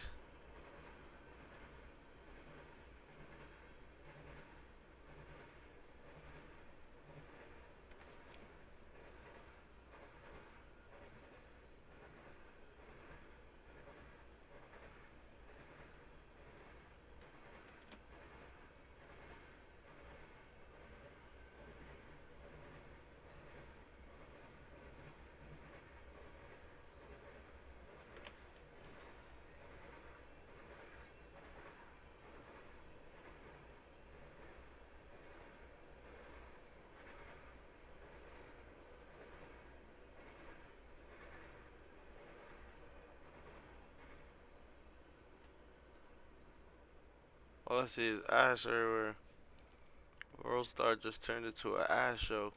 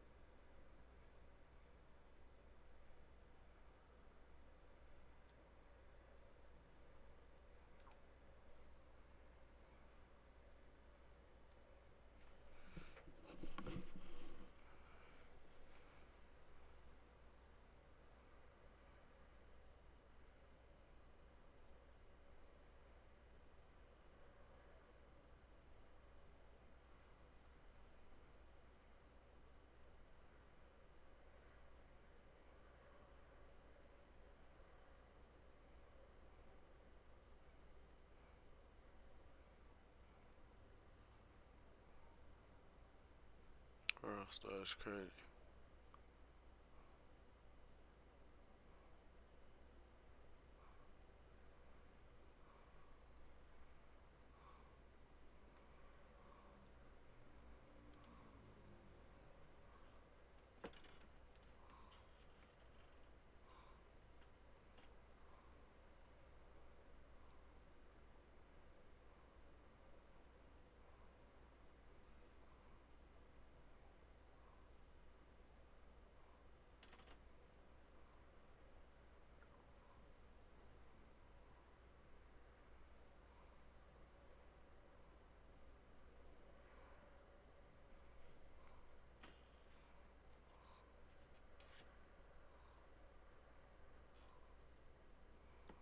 Oh shit. All you fucking OnlyFans shorties, pay attention. So when I got off of OnlyFans, I had significant debt. I got off of OnlyFans last year, in the beginning of last year, and I owed taxes for the previous year. Right, and so now I'm not making that money anymore. 1099s. And I just want to encourage you guys, because this is actually happening right now to me. I had a letter from the IRS stating that I owed $288,000, and then from the Tax Board of California, I owed $88,000. So that's state tax and federal tax. So I was able to pay off the $288,000 to the IRS because I liquidated my brokerage account, you know, my IRA, my life insurance policy, and I used all that up, all of it. I have no more savings. So that was a really hard time in my life, but it brought me through some crazy circumstances with the Lord and trusting in God to provide my needs like He promises in the Bible. But I want to tell you something. I still owe that $88,000 to the Tax Board of California, and they just sent me their final letter of saying like, hey, this is going to go into collections literally next month. They said that they're going to put a lien. They're going to put a lien on my credit. They're going to potentially garnish my wages, all that stuff. It's really, it looks really scary, right? Like the mountains in our life, the giants in our life, they're calling us out, picking on us. It's really scary. But I want to encourage you Tell that mountain, that giant in your life, how big your God is. He is bigger than those problems. He created you to be here right now. He never promised that life. Bitch, shut the fuck up. You old buddy, you was a hoe. You was a hoe. Now you owe that bread. Now you turn to God.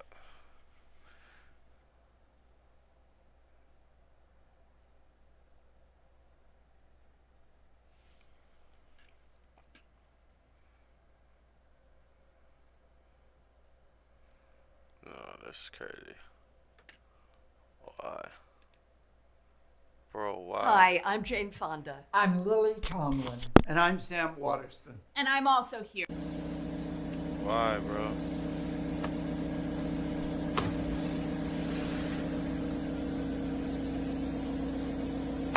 Oh my god, that shit sound like it hurt. That shit sounded like it hurt. That shit sounded like it hurt.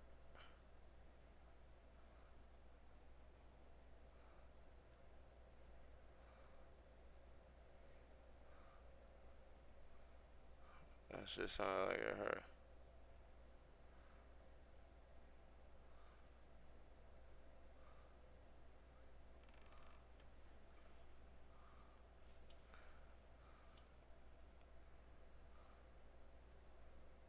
No way. What happened to this kid? Oh man.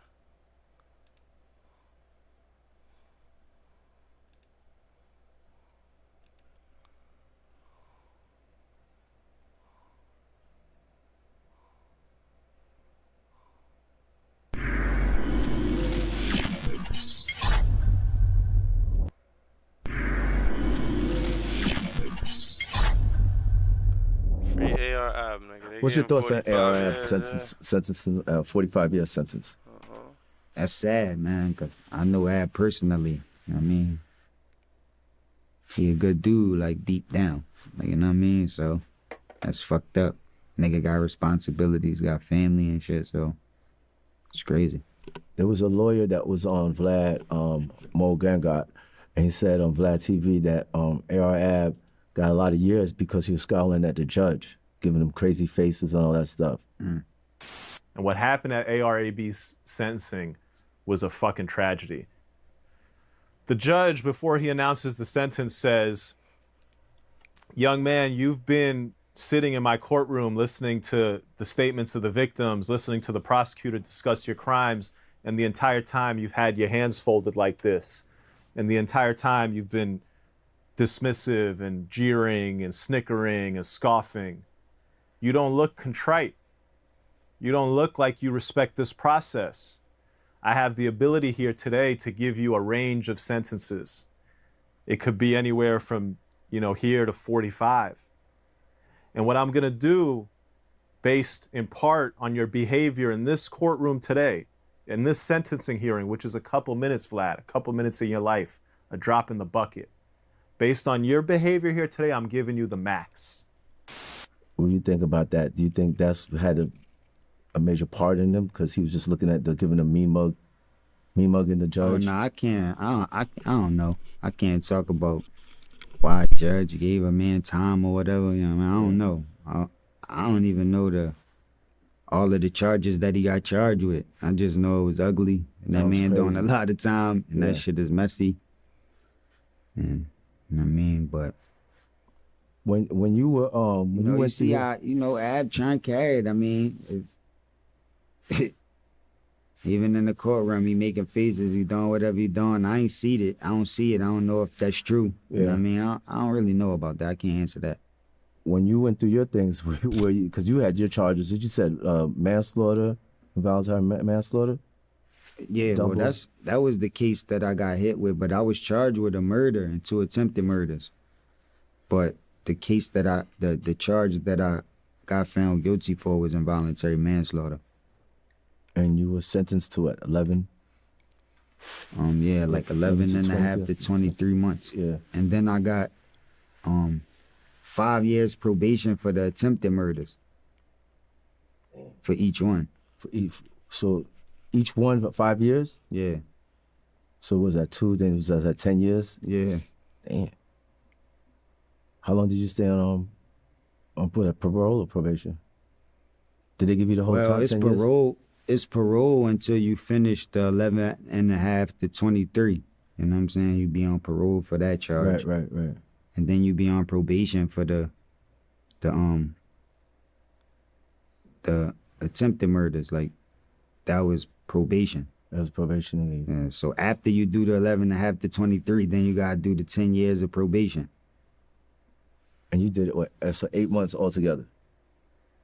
Yeah, I did 8 months in the county, 8.5 months in the county. But then I came home on parole, had to finish the 11 and a half, make it 11, Damn, that make means it the that 23 ARF has months. to do like 20-something years You know first what I mean? before Then you after could you even... do that, then you gotta do the 10 years of probation. Probation. Yeah. What was the experience like in the county? It's ups and downs. Especially for artists to go in there, to go inside, like that to happen. So, to slow you down, because we all go through things and look back and says, I don't regret it. Do you regret it? No, I don't got no regrets. No regrets, right? Yeah, I don't regret nothing I did. Everything I did happened for a reason, and I was trying to make the best decision at the time. Even if somebody else don't agree with it, with my mind and what I'm using at the time. Hey, bro, Yo. Nah, real shit.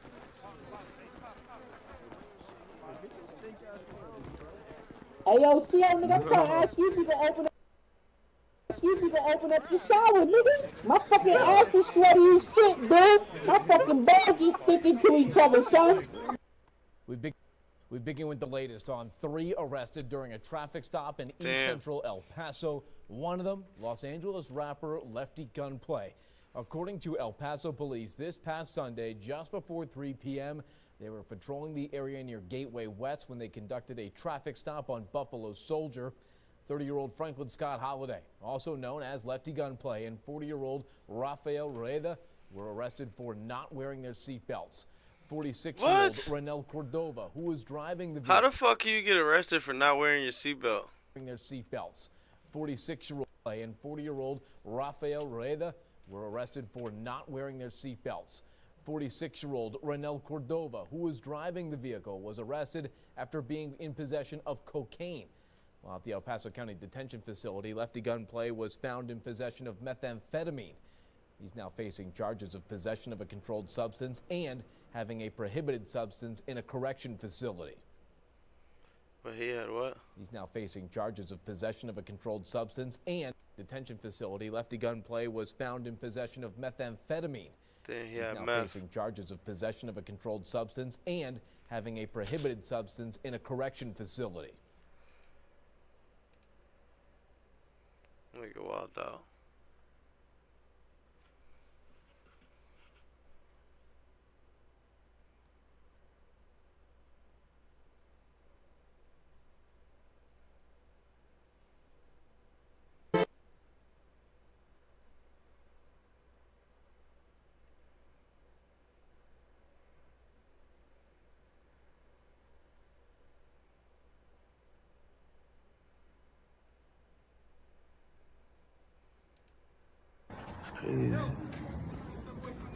Huh? It's plain view. There's no traffic. I'm not blocking traffic. Get on the sidewalk for what? I'm jaywalking. I didn't cross the street, bro. What you came out your car for? So you jaywalking. You was just in the street. You jaywalking. That's why he hopped out the car. Soon as big boy tell him what to do, he hop out ready to go crazy. You heard? iPhone 6. You said what? iPhone 6. It works. Don't worry about it. You heard? Crazy. iPhone 6 is wild. Bro. Nah, I love this phone. iPhone 6 is wild. You don't know how much money this phone has made me. You heard? Feel me? This nigga come up gangster and shit with his hat backwards, telling me what to do. I didn't pull up on you. I pulled up through your car. Quality for iPhone 6. That's not you. You all the way over there. How am I pulling up on you? Going inside. That shit will start ringing. That shit will start ringing. That shit will start ringing, bro. Crazy.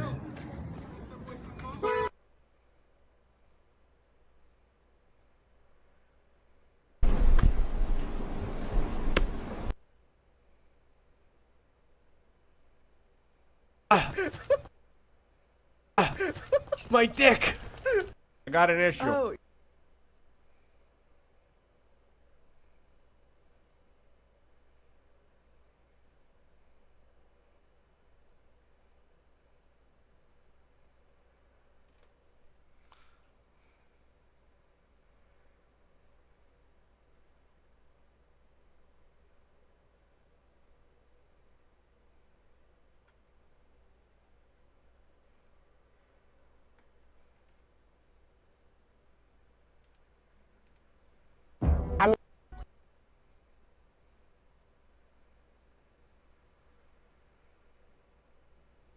Tell me anything, nigga.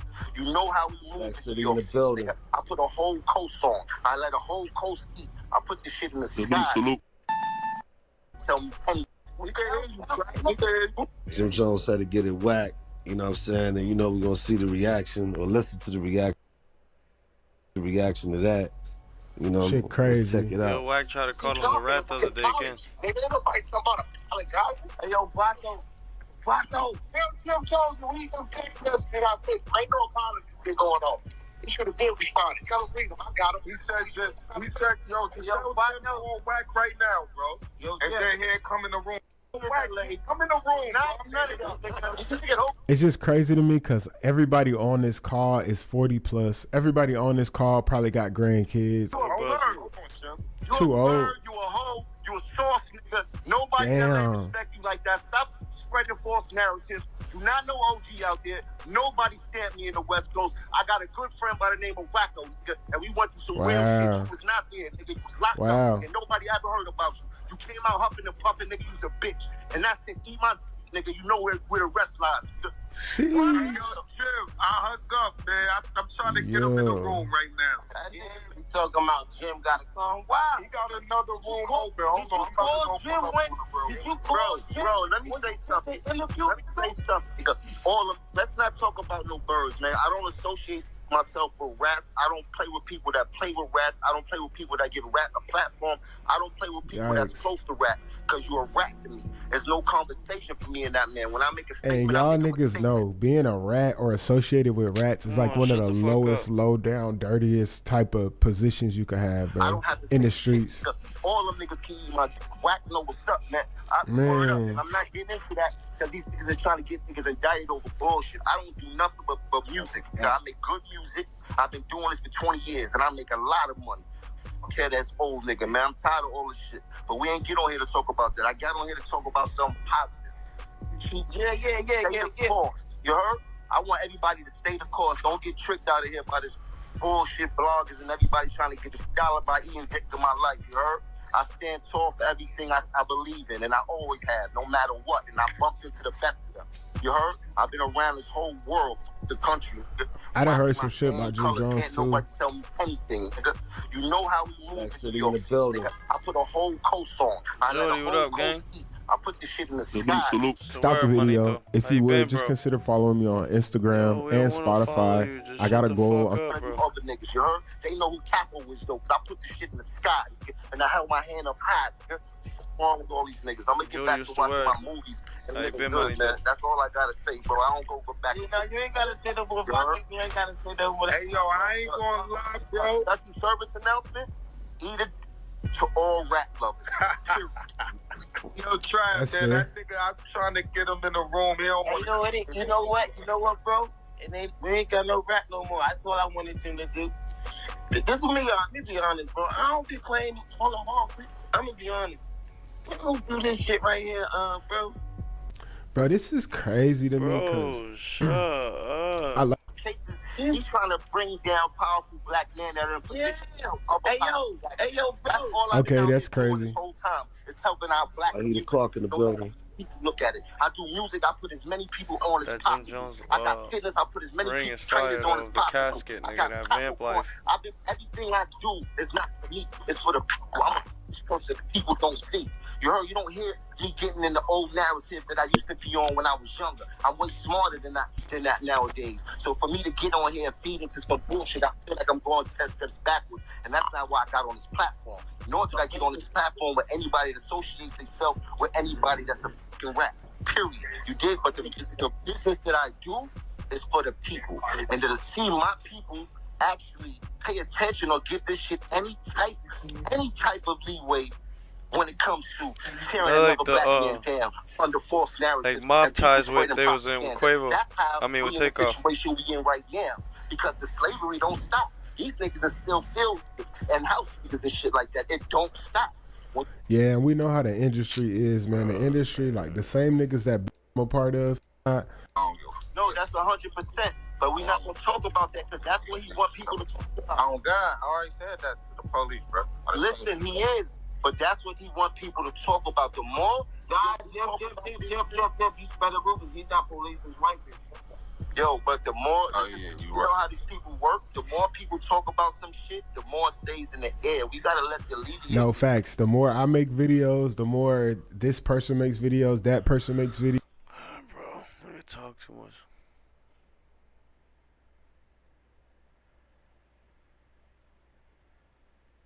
Hey, bro, let me ask you though. Did you know what I'm saying? Hey, The problem with game being at a party. You know what I'm trying to say? What is the party with game?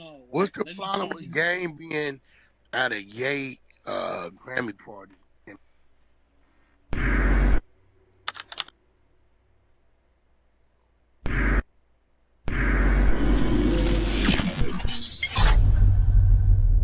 Well, then right around that time, that's when you and 50 Cent became a thing. Nigga, he called you out at the BET Awards, the Grammy Awards. So then, how did you guys initially Whatever meet? it was. We met after he said the thing to Soul Train at the Soul Train Music Awards, and I want to thank Vivica Fox for wearing that dress. Which I was shocked. I mean, I don't know if you go back and see my reaction. I was just kind of like, wow. And then after that, his people got in touch with my people, and next thing I know, we were on the phone. And my birthday was coming up, and he's such a gentleman. He's very generous. I know him as Curtis, always will.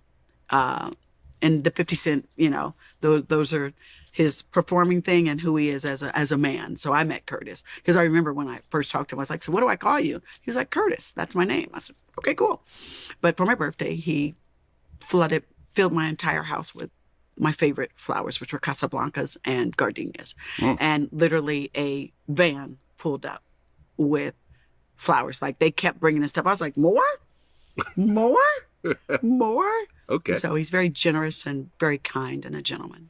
Well, and at the time, Get Rich or Die Trying was out. Yes. And it was the biggest thing in music. Yes. Period. Of any genre. Yes. The album goes diamond. Yes. He comes in and completely takes over the game. Right. And then now he's got, you connected to him. And I remember it was the VMAs. Yes. And you had that dress on. Yeah.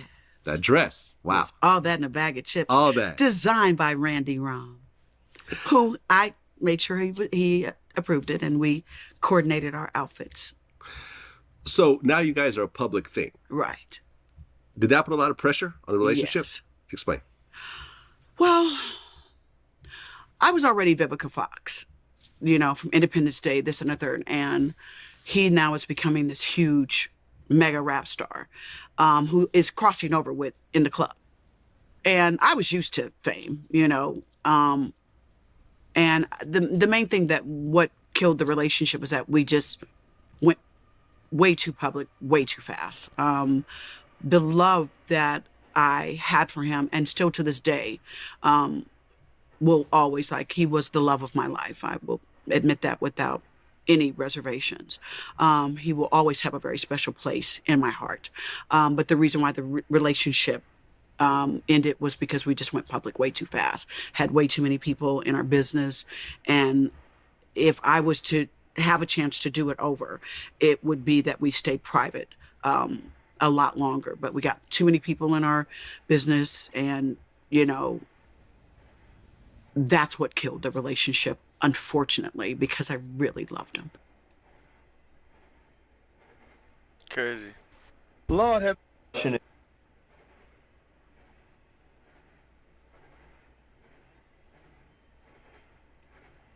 Mikey, what's his tag? Mikey Two Guns OBC. Damn, what? He with the shit. Damn, Mikey. He with it. Put the guns down, Mikey. Damn. Mikey gangster. He with that. What do you guys miss most about living in Boston? What do I miss about most of living in Boston?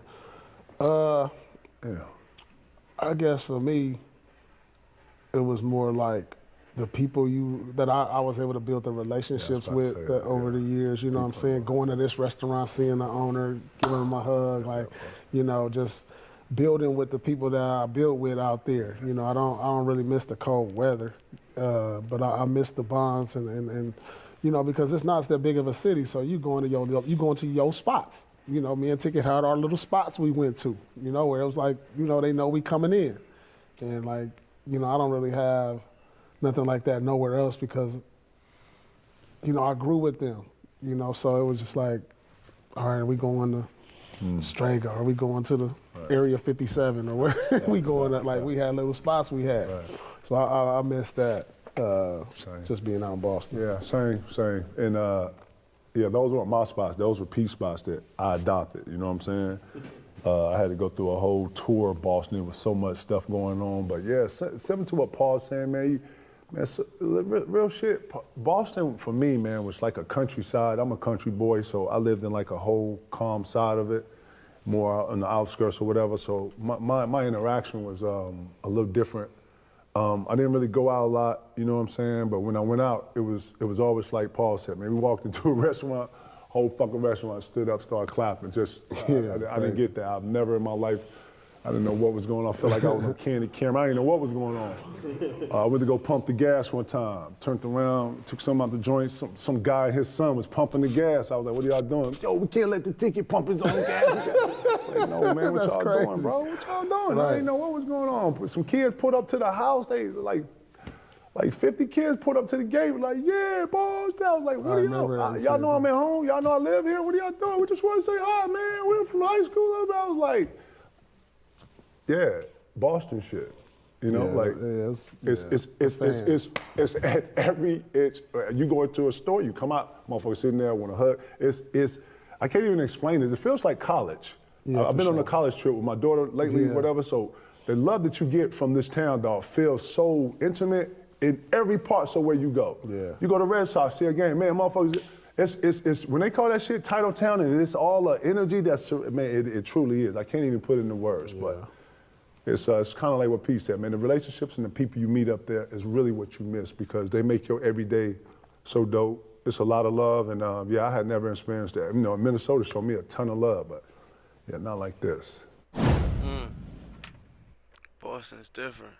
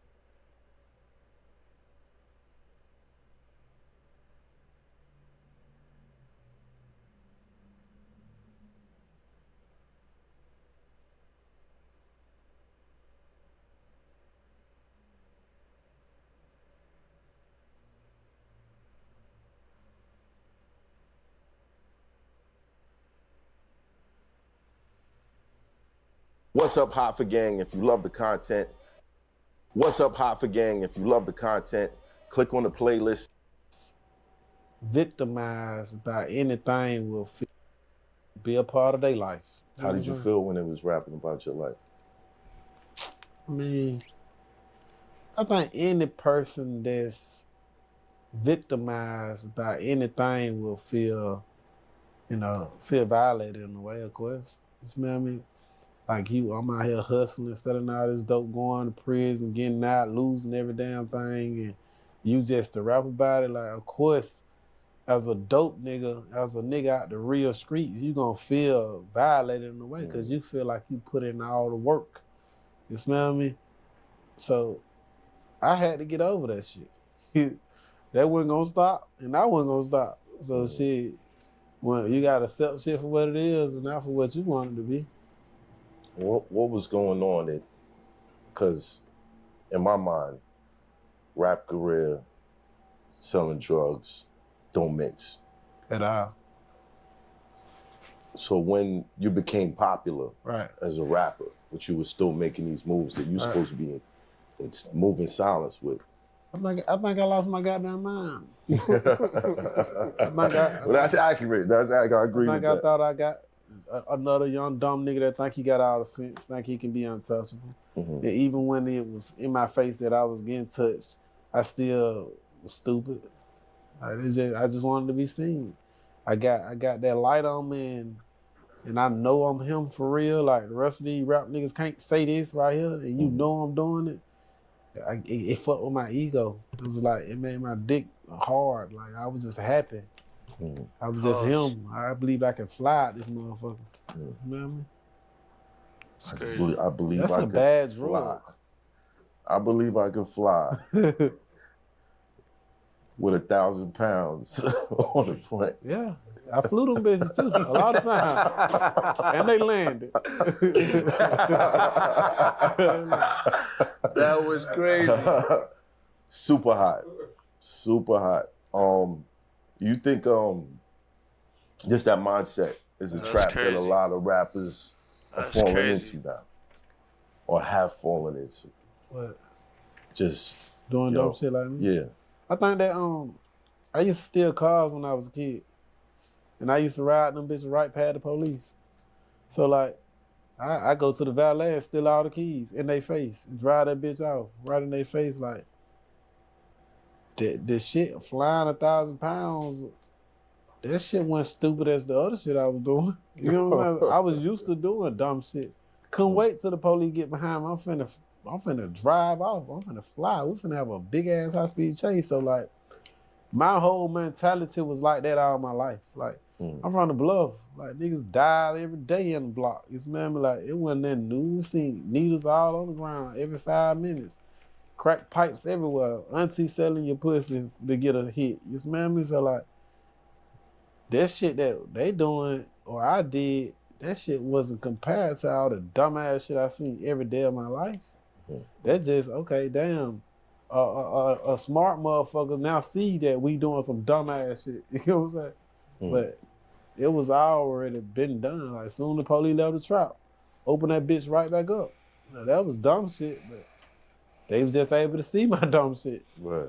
And now, you know, everybody said that was some dumb shit, but shit, we did dumb shit every 5 minutes. When was the moment you said, I need to stop doing all this dumb shit? Shit, when they put me behind that wall and I thought I had all the sense. And they showed me that, you know, I thought I was smart. They showed me they smarter than me.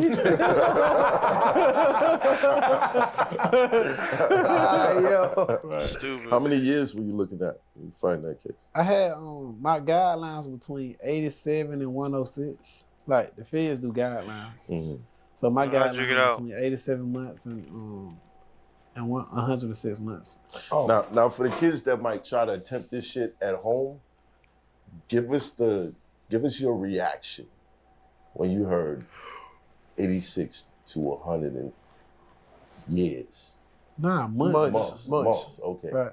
But give us your reaction when you heard like the time that you was facing. Like, what the fuck? I was happy as a motherfucker. I was the happiest nigga in the world. I thought I would get like 30 years. I thought I would get wet. I didn't know that marijuana guidelines were so small. Strict. So yeah, compared to. Yeah, I was so happy because I knew what I was doing. I knew I was selling massive amounts of heroin and cocaine. And when I got caught with the weed, I'm thinking that they were gonna sock it to me. I had money laundering, I had other shit.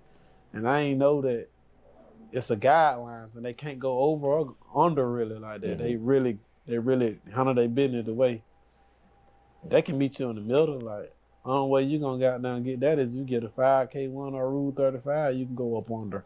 But if you ain't substantially assisting them, your ass dead. Not gonna happen. How did it catch you? Shit, they caught me for being stupid. It wasn't a coincidence. Shit, I used to post it. Post the money, I ain't post too much of it. I might post it, 500,000. I never understood that shit, bro. Like, I still don't understood that shit. Cause it wasn't like if you got, let's just say hypothetically speaking, if you got 10 cars and you post one, you don't look at it like, okay, I'm showing one of my cars off. You get what I'm saying? So picture you having 5-6 million and you just post 500,000. You ain't thinking like, this shit is a lot to these people. This shit wasn't nothing to you. You smell me? Right. So it's just small things to design at times. You be thinking that you goddamn doing something small, but you doing something big. So I call myself being slick, keeping all my money put up, and I got 5-6 million put up. I'm just gonna post 500,000. But to these people, 500,000 million is it's a lot. It's a lot of money that needs to be accounted for. First of all, they look at if you work a 9 to 5. You got a 9 to 5. Where'd you get it from? Yeah, they come. I mean, honestly, bro, after a long time of just being behind, being underground, and not having millions of dollars, I just got tired of being low key. I did that low key shit for so long. When Future said he keep that dog food like a Rollo, I just lost my motherfucking mind. They gotta see this shit. It was me, y'all. Stupid. Hey, you wanna know what my